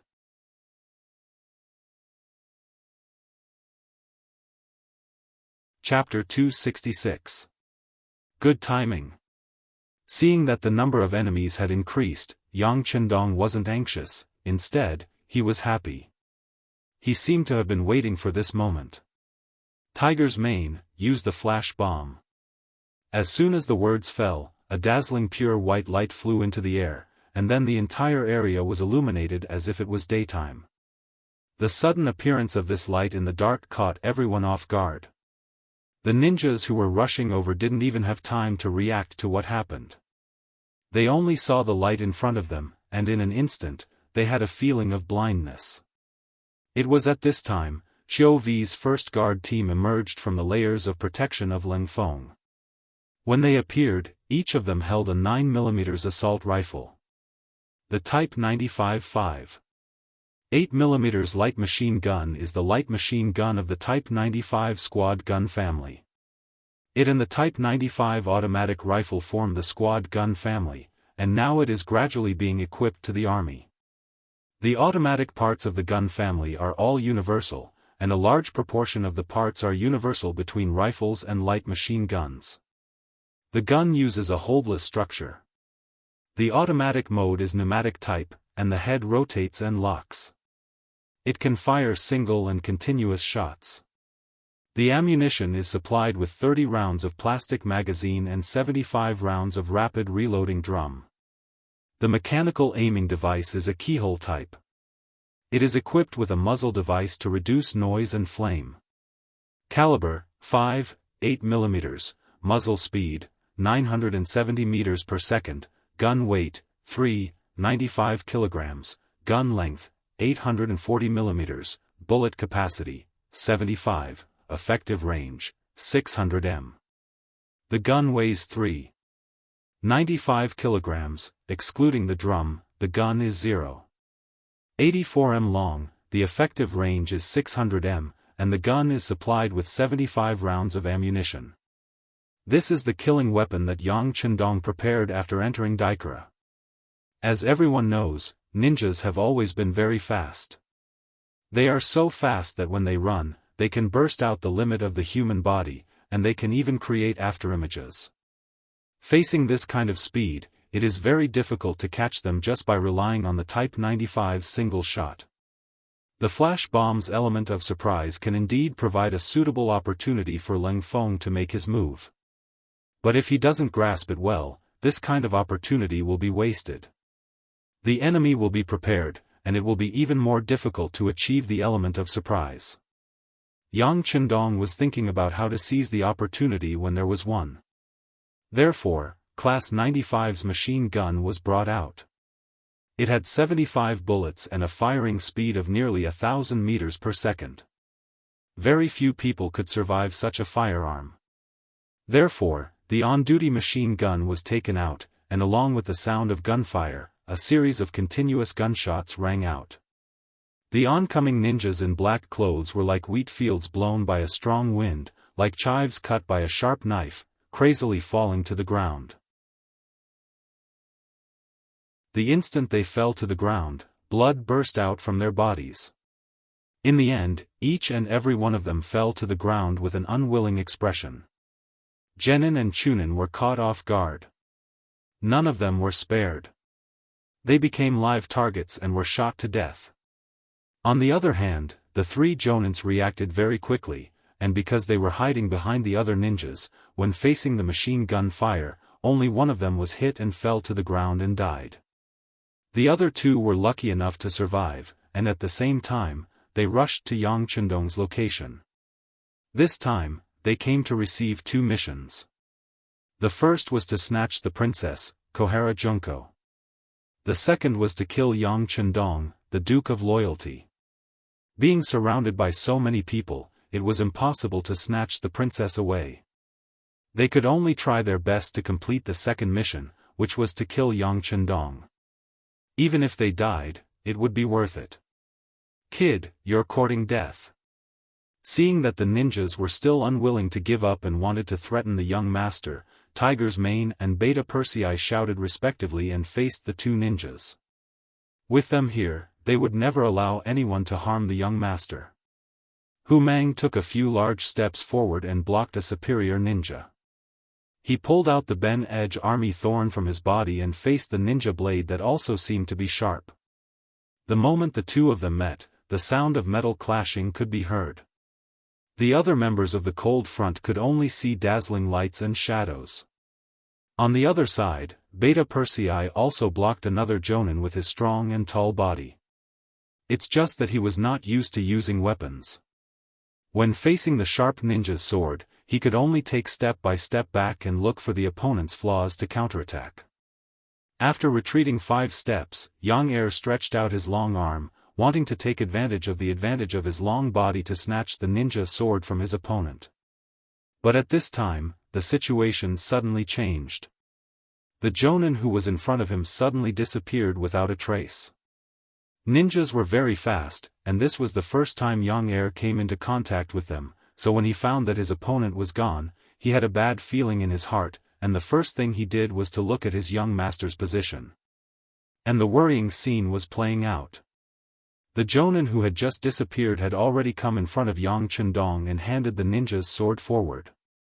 The blade with a cold intent went straight to Yang Chendong's chest. It was so fast that many people only saw the shadow of the blade. Looking at this scene, Junko was so scared that she almost fainted and shouted, "No!" After that, her whole body staggered backward. Fortunately, Kobayashi had been paying attention to her and reached out to support her in time. She didn't fall to the ground and suffer any injuries. As for Yang Chendong, the sudden appearance of the blade went straight to his chest. His eyes suddenly narrowed, and then at the same time, his body in an incredible way suddenly moved to the side, letting the tip of the ninja's sword brush past his clothes. If this scene was recorded, it would be surprising to find that the tip of the sword was only a millimeter away from Yang Chendong's clothes. After his body suddenly moved to the side and avoided the attack of the sword, Yang Chendong didn't even look at it and kicked it vigorously. This kick almost burst out with 80% of Yang Chendong's strength. This blow accurately kicked the blade of the ninja's sword. The powerful force made the ninja's arm numb, and then the ninja's sword was kicked into the air. Without a weapon in his hand, the ninja's momentum couldn't help but weaken. At this moment, Beta Persei finally arrived. He roared and rushed over, then without any scruples, he used his huge body to hit the ninja's body. Bang! Under the powerful impact, the ninja's flexible but thin body flew upside down like a kite with a broken string. As he flew backwards, he spat out a mouthful of blood that splattered all over the ground. His body also turned into an arc and heavily fell to the ground. Young master, Beta Persei is guilty. His nearly 2-meter-tall body fell to the ground with a plop, kneeling in front of Yang Chendong, causing the ground to tremble as if it had been greatly shaken. Dong Shui, are you okay? Seeing that the situation seemed to be stable, Junko also broke away from Kobayashi's protection and hurriedly ran to Yang Chendong, then asked with concern. I'm fine. Yang Chendong looked at Junko's bright and beautiful eyes and said. But just after he finished speaking, his eyes suddenly revealed a murderous aura, and then his body suddenly rotated, picking up Junko and dancing in the air. Junko was picked up, her feet were off the ground, and she felt as if her whole body was flying at this moment. And in the process of rotating, 3 shiny ninja darts were shot toward her body. Junko, who didn't understand why Yang Chendong suddenly picked her up, finally understood that this was the last attack launched by the fallen ninja. He wanted to kill her. As soon as this thought flashed through her mind, she clearly heard the feeling of the dart entering her body. Then she noticed that Yang Chendong, who was holding her, had a tight face and slightly wrinkled eyebrows. It was obvious that he was hit by the dart. Ah! Yang Chendong was hit by a dart in order to save her. At this moment, Junko couldn't stop her tears from flowing out. If it was Kobayashi who did this, she wouldn't feel the slightest bit surprised. Since he was a guard, he should be prepared to protect his master with his life. But the one who saved her was Yang Chendong, so she was moved to tears. He was the Dong Shui. He was the loyal and courageous duke of the great Ming dynasty. He was the youngest noble in the great Ming dynasty, and also a newly risen noble. He had an uncountable amount of wealth, loyal and powerful subordinates, 4 beautiful wives who were loved by everyone, and, why did he save her? He still had a great youth, he still had a bright future, and he didn't even have a descendant until now. How could he, as the princess of the Japanese royal family, she knows a lot about ninjas, even if she doesn't know them very well. Most of the ninja darts were stained with poison. Once thrown out, it would enter the body. Unless the antidote could be immediately obtained, otherwise, it would be a dead end. This was also the reason why ninjas were feared. Under normal circumstances, ninjas would complete certain death missions, and it was absolutely impossible for them to carry the antidote with them. In other words, Yang Chendong was hit by a ninja dart, and it was very likely that he wouldn't be able to survive. Junko's face was full of worry. After Yang Chendong's body trembled, he put her down. Immediately, Junko's shout rang in his ears. No! You can't die. It's not worth it for you to do this for me. Junko, who was crying like a pear blossom, tightly hugged Yang Chendong's waist. She looked really pitiful. It's a life, why isn't it worth it? Yang Chendong looked at Junko's crying face and reached out his right hand to gently wipe her tears. It's just not worth it. I'm just a woman, and you have a great future. It's not worth sacrificing you to save you. Junko continued to cry.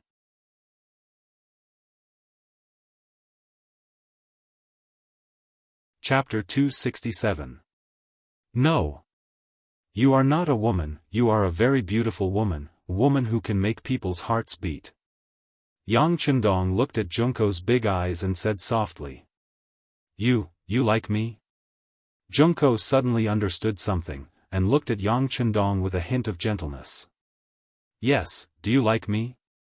Yang Chendong bravely admitted, then looked at Junko and asked seriously. In Yang Chendong's eyes, Junko was not only cute and beautiful, but also had a tenacious character that deeply attracted him.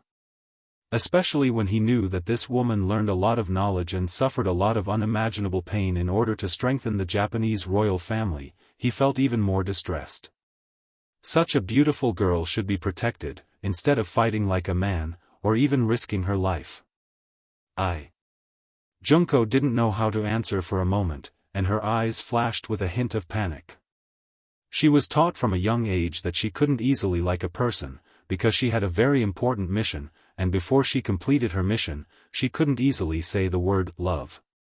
Seeing that Junko was avoiding something, Yang Chendong knew that she still had a psychological barrier, and if he couldn't take this opportunity to break through, it would be even more difficult to make her reveal her true feelings next time. For this reason, he continued to ask, "What's wrong? Even now, can't you tell me the truth?" I like you too." After being reminded, Junko suddenly remembered that Yang Chendong had been poisoned by the ninja dart, and perhaps he wouldn't be able to live happily. At this time, what was the point of confessing her true feelings to him? I like you too. Finally, Junko's psychological barrier was broken under this special circumstance. She said to Yang Chendong, I like you, and I have liked you since a long time ago. Even if you have other women, I am willing to be one of them, but, alright, that's enough. Hearing Junko's confession, Yang Chendong nodded with satisfaction. He then released his hand from Junko's slender waist, turned around and walked towards the jonin who was groaning on the ground. Yang Chendong walked in front of the jonin, and a handgun appeared in his hand. With a slight movement of his right index finger, a gunshot was heard, and a bloody hole appeared in between the jonin's eyebrows. Blood was flowing out non-stop. After finishing off the jonin who threw the ninja dart, Yang Chendong slowly turned his head and looked at Beta Persei and said, I have taught you more than once that being merciful to the opponent is being cruel to ourselves. But just now, this man who was about to die launched his final attack and almost took your young master's life. This time, all of you are at fault. Do you know your crimes? His voice was loud and clear, especially in this silent night. It spread far and wide, and it clearly drilled into the ears of every Ling Feng. We are guilty. The sound of people kneeling on the ground was heard. Whether it was Beta Persei, Tiger's Mane who just killed a jonin, Chiu V, and the others from the first guard, or the Ling Feng who came out to carry out the mission, they all knelt on the ground in an orderly manner. Everyone's eyes flashed with shame and regret. Yang Chendong didn't seem to be satisfied with everyone kneeling down and admitting their mistakes, nor did he intend to forgive them. Instead, he continued to say, today's matter will be written in the history of Ling Feng, and it will make all future generations vigilant. It's an honor that every one of your names will be recorded in the history of Ling Feng. This may be a disgrace, but since you are following this young master, you have to do your best. If you don't have the ability to do so, or if you don't have enough self-awareness, then you can apply to leave. This young master won't force you. Now, go and kill all those assassins. Remember, it's not a disgrace to kill a dead person or someone who is about to die. On the contrary, it's a way to take responsibility for yourself and respect your opponent. Do you understand? Understood. Dozens of people answered in unison. Although the effect of the flare had already worn off, the place returned to darkness. But everyone still lowered their heads in shame. Today, their names will be remembered by future generations, and they will be written in the list of shame. This kind of action was equivalent to taking half of their lives. Some people even had the idea of not wanting to live anymore, and wanted to die to show their loyalty. But in the end, they didn't do so, because everyone knew that running away was the behavior of the weak. The real strong weren't afraid of failure. They should face it head-on, then correct, and become stronger.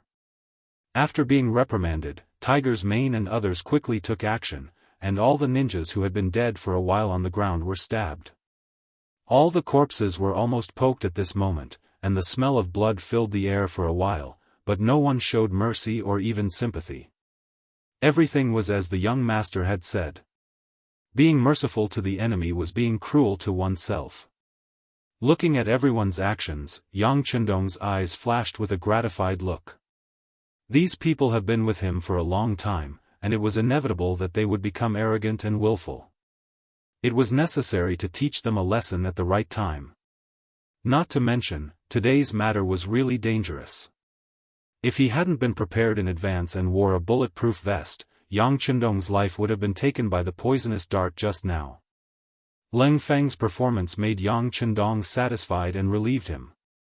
But Junko, who had just confessed, was still looking at Yang Chendong with an incredulous look. Perhaps she thought that this Dong Shuai would die after being hit by the poison dart. That was why she was very surprised to see him talking so confidently as if nothing had happened. What's wrong?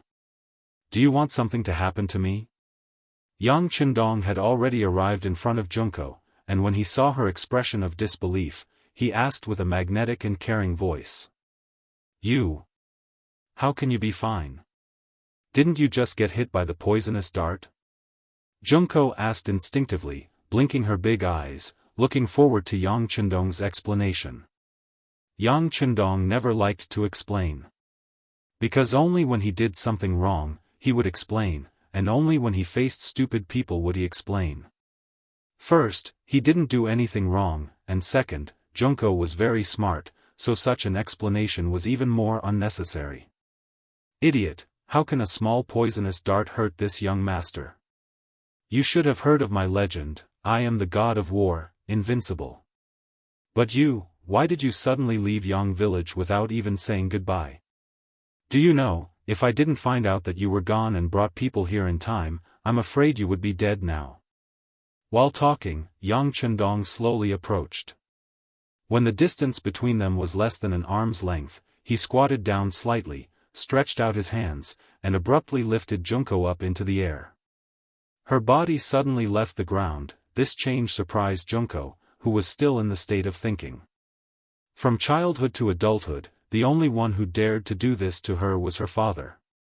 Now being carried by Yang Chendong, who was only a few years older than her and was also young, it would be strange if she didn't shout in surprise. Just as she shouted, before she could do anything to struggle, Yang Chendong's caring voice sounded in her ears. It's so cold, but you're still wearing so little, aren't you afraid of getting sick? Alright, my embrace is still warm. Now, you just have to stay in there obediently. As soon as he finished speaking, Yang Chendong took large strides and turned around, heading in the direction of the Yang family manor. On both sides of him were Captain Qiu Vi and the members of the First Guard Squad. Such a scene, such an atmosphere, made Junko, who originally wanted to struggle, forget everything. Because Yang Chendong's arms were so warm that she couldn't bear to leave. More importantly, she found that she actually liked this feeling, this temperature, this breath. Junko didn't make any struggle, letting Yang Chendong carry her to Yang village. Kobayashi, who was behind her, didn't have such good treatment. Beta Persei strode in front of him with a fierce face. Do you want to walk on your own, or do you want me to carry you? I'll walk on my own. Kobayashi felt the strong anger coming from Beta Persei's body. He had already experienced this person's power, so he was really afraid. He was really afraid that if he answered a little slower, the other party would heavily injure him and then carry him back to Yang village. In that case, even if he was lucky enough to not die, he would probably lose a layer of skin. Tiger's Mane and the Leng Feng stayed behind to clean up the battlefield. This was also something that the elite Leng Feng were very good at. Soon, a big pit appeared, and the bodies of the 43 ninjas were buried in the ground. When the soil was finally covered, after a night of cold wind, it would be difficult to find this place. After only half an hour, the originally lively place became quiet again. When the wind blew, the place returned to the silence of the night. The Japanese diplomatic mission in the capital. The sky was almost bright, but there was still no news. Kimura Yoshida was furious. He raised his hand and slapped Captain Qi Shang's face. He roared angrily, "What the hell is going on? Why did you send so many people, but none of them came back? Give me an explanation." Yes. Qi Shang lowered his head and answered, but his face showed that he was very wronged.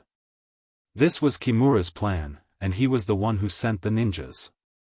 Now he was asked to explain. What could he say? What could he explain? Investigate, send someone to investigate. I want to know where these people went. I want to know if Yang village still exists. Kimura Yoshida's angry voice continued to sound.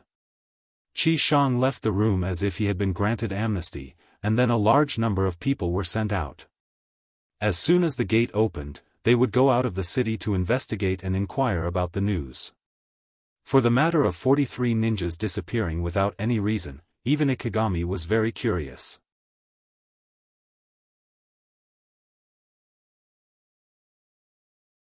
Chapter 268. The attack of the ninjas was originally a secret.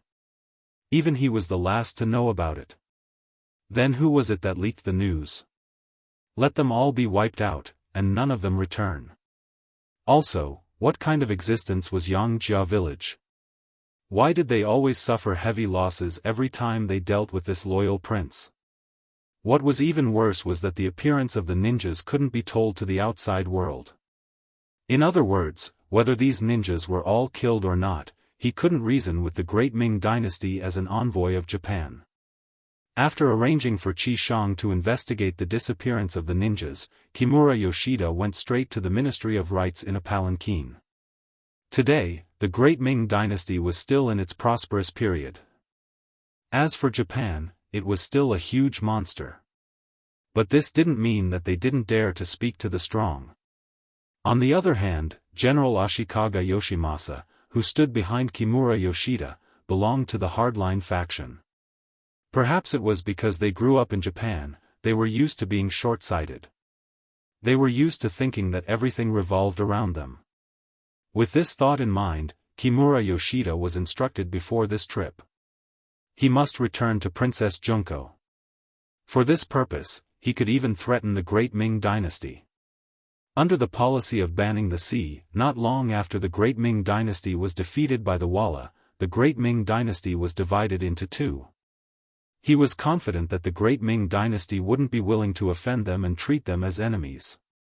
In the Ministry of Rites, the chief official on duty today was Left Assistant Minister Yuan. He became a scholar when he was young, and then he finally stepped on the path of Jinshi. He became one of the representatives of scholars and one of the supporters of Confucianism. He was still very principled. When Yuan saw the arrogant Kimura Yoshida in the reception room and learned that this person actually asked the great Ming dynasty to unconditionally release the previous envoy Aoki Yuki and return the Japanese merchants who were imprisoned in Yangzhou village to them, Yuan's face became very ugly. Emissary Mu, Emissary Greenwood committed a crime in the capital of my great Ming, almost injuring an important official of my great Ming. The implications of this matter are too great for me to say anything about, so it's best not to speak of it.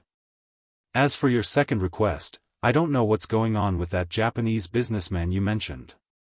However, as far as I know, there aren't any merchants imprisoned in Yang Manor. I'm very suspicious of the reliability and veracity of your source of information. Faced with the aggressive Kimura Yoshida, Yuan retorted. Putting aside the fact that Yang Qindong's writing style was excellent, Yuan admired it. With Dong Shuai's reputation alone, why would he need to confine anyone? Not to mention that he was a merchant from another race. If it had been someone else, it would have been possible. After all, businessmen were rich, and they could always get some benefits by capturing them. But does Dong Shuai lack money? Baka, are you doubting my words? Do you not believe me? Being blocked by Yuan's words, Kimura Yoshida was naturally very angry, and his tone naturally carried the fire of anger. This isn't a matter of whether I believe you or not. This official is only speaking based on the facts. Since you don't have any evidence, forgive this official for being unable to believe your words. Also, please pay attention to your wording. As far as I know, the word baka doesn't mean anything good, right? Yuan didn't understand Japanese, but looking at Kimura Yoshida's expression, he guessed that it shouldn't be something good, so he reminded him. Here, it has to be said that the ancient people of China were broad-minded. They always regarded themselves as a great country, and in accordance with the principle of broad-mindedness, they rarely did anything aggressive. When they were strong, their opponents would often submit to them and pay tribute, and the dirty things they had done before would be forgotten.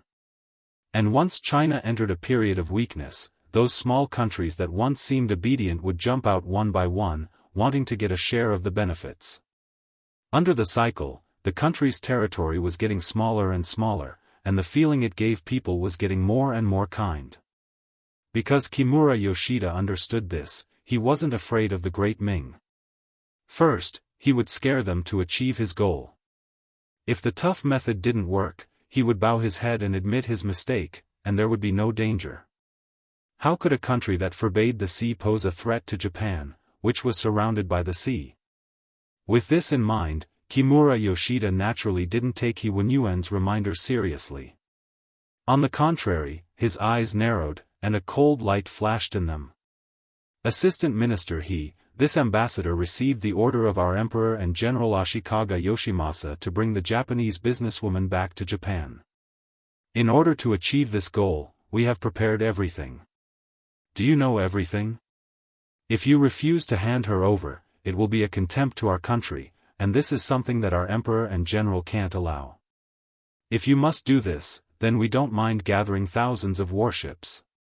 When the time comes, if the army really presses on the border, I don't know if the newly ascended emperor can withstand it. The more Kimura Yoshida spoke, the more ruthless and murderous Kimura Yoshida's voice became. When He Wenyuan heard these words, he trembled all over.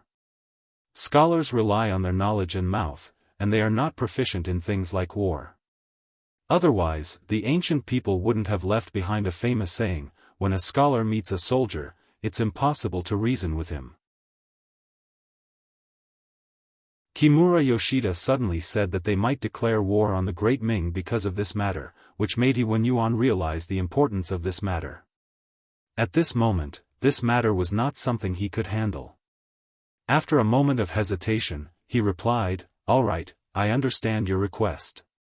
I will report this matter to our emperor. At the very least, I'll have to ask the envoy to wait for 2 days to see what the outcome will be."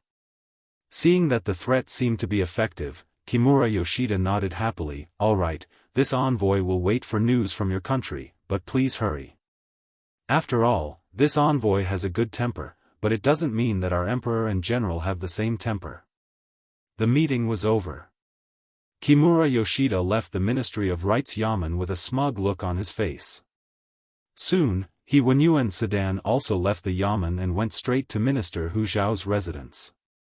He Wenyuan's sudden visit made Hu Zhao, who was resting at home, change into an official's robe and receive the guest in the main hall. Needless to say, Hu Zhao could feel that something big must have happened for the left assistant minister to come in such a hurry. Sure enough, when He Wenyuan explained his meeting with Kimura Yoshida in detail, Hu Zhao's eyes wrinkled. According to the ancestral teachings of the Great Ming, that is, the Great Emperor Yongle, Zhu Di, the Great Emperor of the Ming Dynasty, personally led his troops on a 10,000-li expedition to sweep away the Desert Empress for the second time and return to the imperial court in Beijing. Our dynasty's national power is supreme, it surpasses the ancient times. It controls the north, invades the west, the south, the west, and the barbarians of the west. These words were, no marriage, no reparations, no ceding of land, and no tribute. There was also the meaning of the emperor guarding the country and the emperor dying for the country. It was just that the Great Ming was now divided into two and had just fought a great battle with the Walla. It could be said that the Great Ming had suffered heavy losses, and the elites were all dead. Although the military recruitment had now begun, it would take time to recover to its peak. At this moment, if Japan attacked the border at sea, it would undoubtedly be a headache for the Daizong Emperor. "We can't fight." Hu Zhao hesitated for a moment before giving an answer that was close to the bottom line. This answer was not different from He Wenyuan's. He also did not want to have any friction with Japan. If he backed down, he would have to agree to the other party's demands and conditions. Since this matter involved the Duke of Loyalty and Courage, he was powerless to do anything about it. Therefore, he explained, "Minister, no matter what, since this matter has happened, we should first report it to the Emperor and inform the Duke of Loyalty and Courage." In the end, this was He Wenyuan's real intention. Using the opportunity of reporting to the Emperor, he expressed a certain amount of goodwill to Yang Chendong. Naturally, this favor would not be small. That's right. Hu Zhao had been an official for many years, so how could he not understand? He immediately understood and nodded with a smile. "I will go to the palace to meet the Emperor and send someone to inform the Duke of Loyalty. Minister please go back first. The Ministry of Rights still needs someone to be on duty." "Yes, Minister. Since he had sent out his goodwill, Yuan naturally should also leave. After the two of them greeted each other, they went their separate ways. Imperial Palace Main Hall. Hu Shao was standing in front of the Daizong Emperor, Zhu Qiyu, and recounted everything that Yuan had reported. After he finished speaking, he quickly closed his mouth. The emperor needed time to think, and as an official, he only needed to report the matter. As for how to deal with it, it would be up to the emperor to decide. How dare you? After listening to Hu Zhao's explanation, Zhu Qiyu immediately slammed the dragon table angrily, his chest heaving up and down violently. It was obvious that he was extremely angry at this moment. No matter what, the blood of the Zhu family still flowed in his body, so he still had some courage. When the Great Ming Dynasty was at its peak, Japan, modern-day Japan, was one of the Great Ming Dynasty's vassal states, and also one of the non-conquering states. When were they not obedient children in front of the Great Ming Dynasty? Only a few years had passed, so how could they have the courage to clamor? At this moment, Zhu Qiyu really wanted to lift the ban on the sea in anger. He believed that with the Great Ming Dynasty's national strength, they would be able to become one of the overlords of the sea again in a few years. At that time, Japan would always be under the attack of the Great Ming Dynasty. However, this thought was just a moment of anger, and he quickly calmed his anger. It was not because of anything else, but because the new army had just been established, the firearms battalion had been rebuilt, and new firearms were also being developed. All of these required a lot of manpower and material resources. As a result, he did not have the ability to do other things.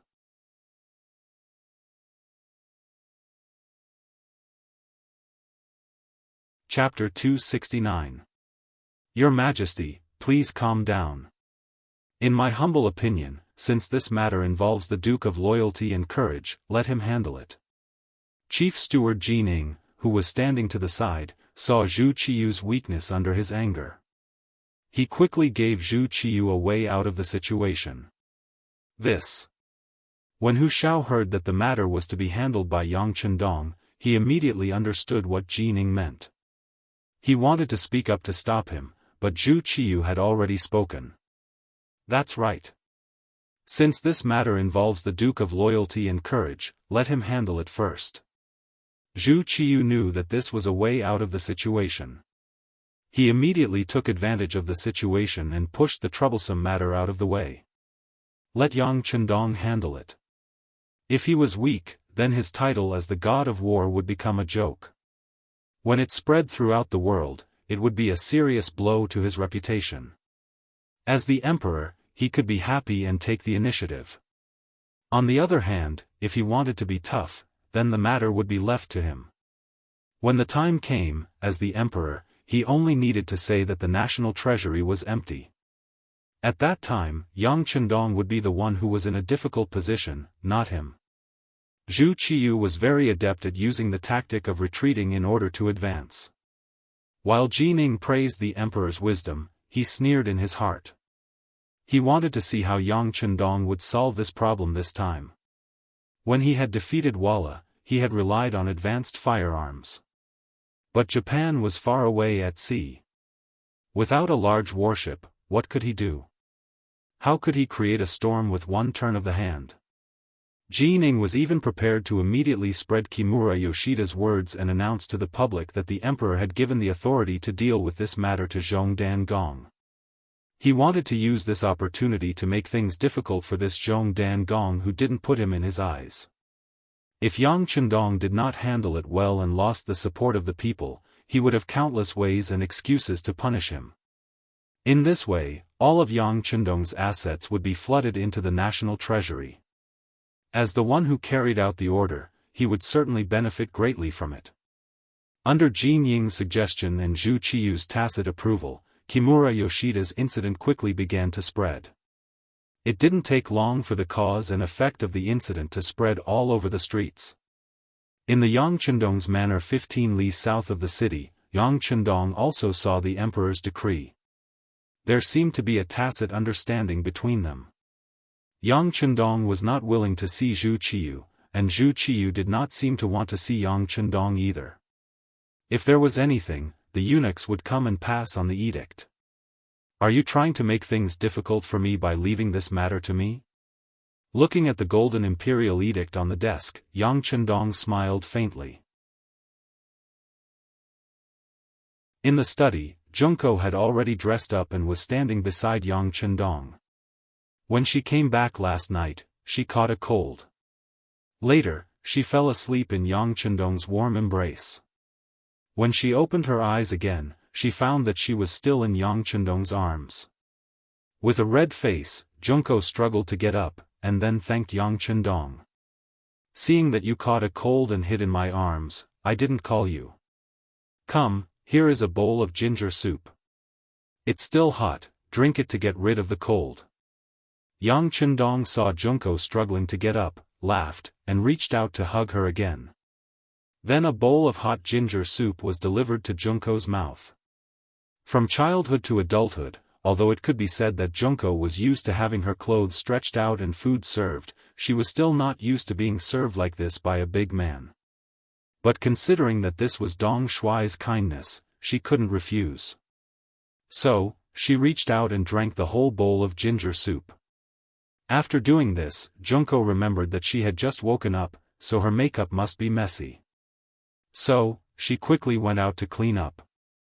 When she came back, before she could say a few words to Yang Chendong, Zhu Qiyu's imperial decree arrived. Junko was a very smart girl. The moment she saw the imperial decree, she thought of a lot of things. When she thought of the things she had heard before, she said with a surprised face, "Your great Ming Emperor is so powerful. He clearly wants to push the trouble to you. Don't say that about our emperor." Yang Chendong smiled and reached out to touch Junko's nose, and then said, "How can I not know what the emperor means? If he didn't do this, I would have intervened. Is it because of me?" Junko looked at Yang Chendong curiously. Taking the initiative to attract trouble, she really couldn't think of why the smart Dong Shuai would make such a choice. If there must be a reason, then it was probably because of her. After all, Kimura Yoshida wanted her, didn't he? Yes and no. Yang Chendong gave an ambiguous answer. Few people who were born in China in the future had a good impression of Japan. Most of them even had a trace of resentment in their hearts, so they were called angry youths. Unfortunately, Yang Dong in his previous life was one of them. In this life, he became Yang Chendong, but this kind of thinking didn't change at all. Yang Chendong had both love and hate for this island country. What he hated was what they had done to China, and what he loved was their positive spirit. Perhaps because of the geographical location, they clearly knew that it was not easy to live. If they wanted to live a better life, they could only obtain resources through external expansion. The environment limited their thinking, so they had to do something to the nearby China. This was something that even Yang Chendong couldn't change. And if he didn't want to see the scene of killing each other, perhaps there was a good way, that was, assimilation, or a more vulgar way, annexation. As long as he annexed Japan and took it as his own, then his own people wouldn't fight with each other.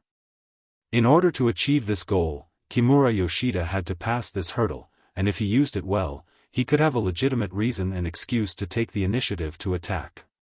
This was the fundamental idea of Yang Chendong to intervene in this matter. But Junko must have thought that it was because of her, so Yang Chendong didn't need to explain anything. He gave a yes and no, but in Junko's ears, it made her very grateful. She naturally didn't know the ambition of the man in front of her. She simply thought that he was looking for trouble to protect her. At this moment, her love for Yang Chendong in her heart increased. A man who could take on such a big thing for her, even risking his life to save her, such a man was worthy of her life. "Come, arrange something, I want to see Kimura Yoshida." Yang Chendong's voice sounded in the study, and soon the voice of Tiger's mane came from outside. "Young master, we will arrange it." The news that Kimura Yoshida, an envoy of Japan, threatened to invade the great Ming dynasty spread like a whirlwind through the streets of the capital. For a time, everyone was talking about this matter. In the streets and alleys, there were always people in twos and threes talking about it. Perhaps because Japan was one of the vassal states of the Great Ming Dynasty, and because the capital was not near the sea, the people here didn't feel the trouble of Japan invading the sea, and there was no worry on their faces. They thought that it was nothing more than a small country that needed to be taught a lesson. How dare it provoke the Great Ming Dynasty? Because they were ignorant, they were fearless. Ordinary people knew too little about the outside world. What they knew was limited, so they were fearless. However, for some scholars and businessmen who had traveled far and wide, because they had seen and heard a lot, they would not be so relaxed. The Soaring Heaven restaurant had once been a rather famous restaurant in the capital. A group of noble scions had gathered here, and their sources of information were much wider than those of the common folk. It was precisely because of this that the discussion on this issue was particularly intense. In the hall, a tall and fat young man was expressing his opinion at this moment. Around him, there were about a dozen young masters or young master in brocade robes. Just from their clothes, one could tell that these people were either rich or noble. Speaking of me, Japan has always been paying tribute to the Ming Dynasty and is one of the tributary states to the Great Ming Dynasty. How dare they threaten the Great Ming Dynasty? In the end, it's because someone stepped on their tail. As the saying goes, even a rabbit bites when cornered, let alone a sea country. This person's voice was clear and precise, and after he finished speaking, the crowd began to cheer. Brother Bai's words are extremely correct. Then based on your words, as long as we don't push them too hard, Japan won't negotiate with us with such an attitude? There was no lack of flatterers in the crowd. On the surface, they were asking for advice, but in reality, they were praising. It can't be said to be completely correct. It's just the words of one side. Reality should be as such.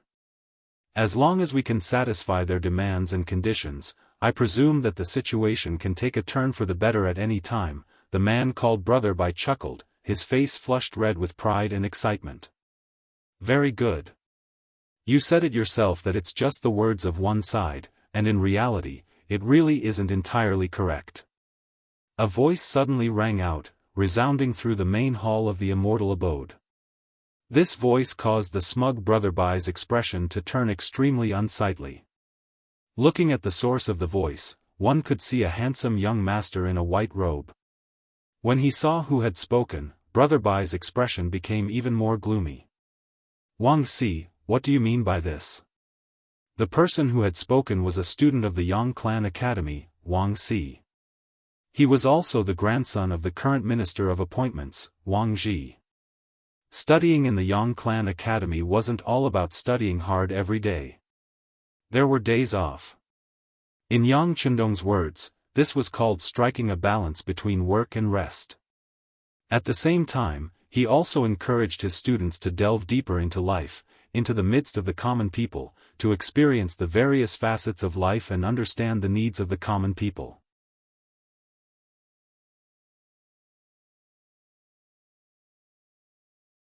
Chapter 270. It was precisely because of this that Wang Si didn't choose to eat at the Immortal abode. Instead, he went to the Flying Sky restaurant, which was much lower in quality. He wanted to experience a different environment, and different people gave him different feelings. However, he didn't expect to hear Yuan's boisterous speech here. When he heard something that angered him, he couldn't help but retort. According to Yuan, someone had stepped on Japan's tail. Needless to say, that person was Yang Chendong. It was because Yang Chendong had taken in Junko that Kimura Yoshida was angered. This was something that many people knew. Since someone dared to publicly criticize his teacher, how could Wang Si just stand by and do nothing? Although he was a bit older than Yang Chendong, the sixth young master of the Yang clan's academy had already conquered everyone's hearts with his calmness and knowledge that exceeded his age. As a result, the students all considered themselves students. How could a student allow others to slander their teacher? What's more, Yu Yuanbi had a grudge against Yang Chendong.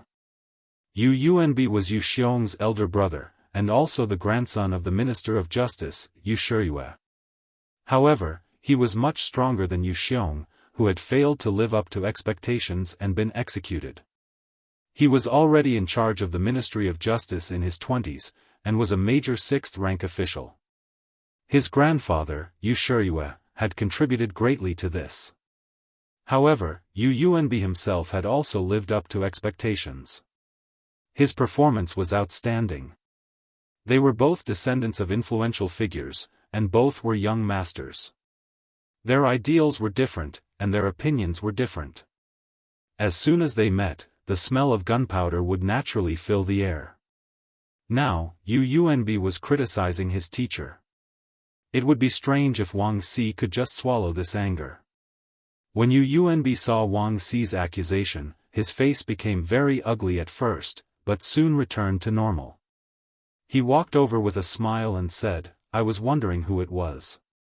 It turns out to be our editor Wang Xi." Wang Xi's previous position was Hanlin Academy editor, a 7th-level official position. "Oh, by the way, I heard that you have quit long ago. Now you are a student. Huh, you are really promising. If I remember correctly, you are only 1 year younger than me. Why are you getting worse and worse as you live? Why are you still so young?" Yu Yuanbi's sarcastic words fell into Wang Xi's ears. His expression didn't change. After studying in the Yang clan's academy for several months, he had learned 70% of how to maintain one's temper. He knew when to get angry, and when to do so would only make his opponent angry. Therefore, he didn't pay attention to Yu Yuanbi's words. Instead, he corrected the topic and said, "Yu Yuanbi, this young master said that your analysis is wrong. Please don't change the topic." Seeing that Wang Xi didn't fall for his trick and still didn't let go of his previous words, Yu Yuanbi's face darkened and said, "What? My mouth is on this young master's body.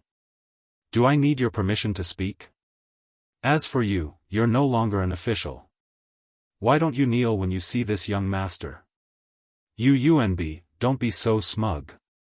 This young master is also a self-admitted scholar. According to the laws of the Great Ming Dynasty, I don't need to kneel when I see an official. Who do you think you are? How dare you ask me to kneel?" Wang Xi's expression was normal. He wouldn't be frightened by Yu Yuanbi's words. His grandfather was the current minister of the Ministry of Personnel. He was in charge of the affairs of the officials. What kind of officials hadn't he seen before? A minor major 6th-rank official couldn't scare him. Yu Yuanbi, who was refuted by Wang Xi, had an ugly expression on his face. Out of the corner of his eye, he noticed that the young masters who followed him were looking at him as if he was a joke. He felt that they were right. He was just like a clown. Yu Yuanbi, who cared a lot about his face, felt that if he didn't do something, he would be seen through in the future. He thought about how his grandfather was the minister of the Ministry of Justice. A while ago, his 3rd brother, Yu Xiong, was executed for causing trouble. This made him extremely angry. If he lost face here today, who knew how angry his grandfather would be when he found out? Yu Yuanbi suddenly became angry. He was still taller than Wang Xi. He clenched his fists and approached him step by step. "Wang Xi, we've always minded our own business. Get out of here right now, and I'll pretend that you were never here." "Impossible. Unless you admit your mistake and apologize to the Duke of Loyalty, I won't leave. I'll even announce your matter to the world and let everyone judge what you said wrong." Wang Xi noticed Yu Yuanbi's angry expression, but he wasn't afraid at all. He didn't waste his time in the Yang family academy. He ran and trained his body every day, so he had a stronger physique than the average young master. He wasn't afraid of Yu Yuanbi, who was also a young master. "Admit your mistake? Wang Xi, I realized that after not seeing you for a few months, you haven't grown in other aspects, but your smarts have improved. Alright, Then I'll show you which one is bigger, an apology or a fist. Yuan attacked as he spoke. He swung his right fist at Wang Si. Although the students of the academy didn't have high-intensity training like Ling Feng, their bodies were stronger than ordinary people. Wang Si could have jumped to avoid this punch that wasn't very fast and didn't have much strength behind it. However, he didn't do so. On the contrary, he stood there motionless as if he was scared silly. He allowed the fist to land on his chest with a bang. After the punch landed, Wang Si's body trembled involuntarily and he took half a step back. Yuan actually took the initiative to attack first. This scene shocked the other young masters and young master who were watching the show. They didn't have the background of these two people. Whether it was the minister of the Ministry of Appointments or the minister of the Ministry of Justice, they weren't people they could offend. For a moment, they stood there, not knowing what to do. They didn't dare to pull him back or reach out to help. Wang Si took half a step back from the punch, but there was no sign of pain on his face. On the contrary, he said calmly, everyone saw it. He was the one who made the first move. Since that's the case, don't blame me for being impolite. After he finished speaking, Wang Si, who had just taken half a step back, suddenly took half a step forward. Using the momentum of this half step, he stretched out his right arm and his entire right shoulder at the same time. Wang Si rotated his waist slightly. According to his usual training, Wang Si injected all the strength in his body into his right shoulder. Then, he punched out and hit Yuan's body that hadn't retreated in time. One used brute force, while the other used skill and the strength of his entire body. Both punched out, but it was obvious who had the upper hand. With just one punch, Yuan couldn't help but stagger and fall back as if he had lost his balance. Wang Si, who didn't show mercy, was excited when he saw that his punch was effective. He flew up and followed up, throwing out 2 more punches. One of the punches hit Yuan's nose. Immediately, the sound of bone breaking rang out, followed by blood flowing out. This punch hurt Yuan so much that tears flowed out. When he reached out and touched his nose and felt blood, his expression changed drastically. He couldn't help but exclaim, "Ah! Murder, murder!" He was no match for Wang Si at all. After taking 3 punches in a row, Yuan could only keep running away. As he ran, he shouted at the young master and young masters who were watching the show, "Are you just going to watch like this? If I'm beaten to death here, all of you will be sued. Don't you know that?" Only then did everyone's attention return to the present with this shout. At that moment, everyone's expression changed drastically. They began to surround Wang Si. From the looks of it, they clearly wanted to stop him and make him stop. But how could Wang Si, who was in the mood to fight, stop so easily? After a few punches, he found that the simple fighting skills he learned in the Yang Academy were so effective. Wang Si wouldn't be polite. He sighed in his heart that he was so powerful. Seeing that others wanted to stop him, he immediately threw out a punch at them without caring about anything else. These people wanted to stop him. It was clear that they were in cahoots with Yuan. It was not a pity to beat such people. Thump. After a few more punches, 2 of the young masters who came to stop the fight fell down. The others saw that Wang Si was crazy.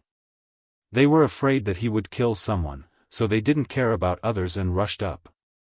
In an instant, they surrounded Wang Si tightly. Then, they hugged his legs, grabbed his hands, and held his waist.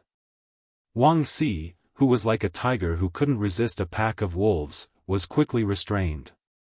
Yuan, who had run to the entrance of the Fei Tian restaurant, saw that Wang Si was restrained and breathed a sigh of relief. At this time, he happened to see the soldiers of the warden's office patrolling on the street. He immediately shouted, "Help, someone is killing here." In the courtyard of the Japanese diplomatic mission in the capital. Yang Chendong appeared here under the protection of a group of guards wearing the signature camouflage uniform. Kimura Yoshida had been notified a long time ago. He also wanted to meet the Duke of Loyalty of the Great Ming Dynasty who defeated the Walla's army and protected Junko. At the same time, he also made the previous ambassador, Aoda Yuki, stay in the prison of the Great Ming Dynasty, so he waited here for a long time. When the courtyard door opened, Kimura Yoshida didn't go out to greet Yang Chendong. He wanted to show Yang Chendong his power and let him know that he wasn't someone to be trifled with. That way, he could take more initiative in the following conversation. The courtyard door opened, but he didn't see Kimura Yoshida coming out to greet him. Yang Chendong, who was in the luxurious carriage, didn't get out. Instead, he said to Tiger's mane outside the carriage in a very cold voice, "They are so arrogant. I'm here, but they don't know how to come out to greet me. Since they are so rude, then I'll tear down the door. I'd like to see how long they can last." "Yes." Tiger's mane answered excitedly. Then he said to Ling Feng beside him, "Tear down the door. If they don't come out, then tear down the courtyard." You're tuning in to the Unparalleled SwordWill YouTube channel. Don't forget to subscribe and join us on this journey to catch the most captivating stories.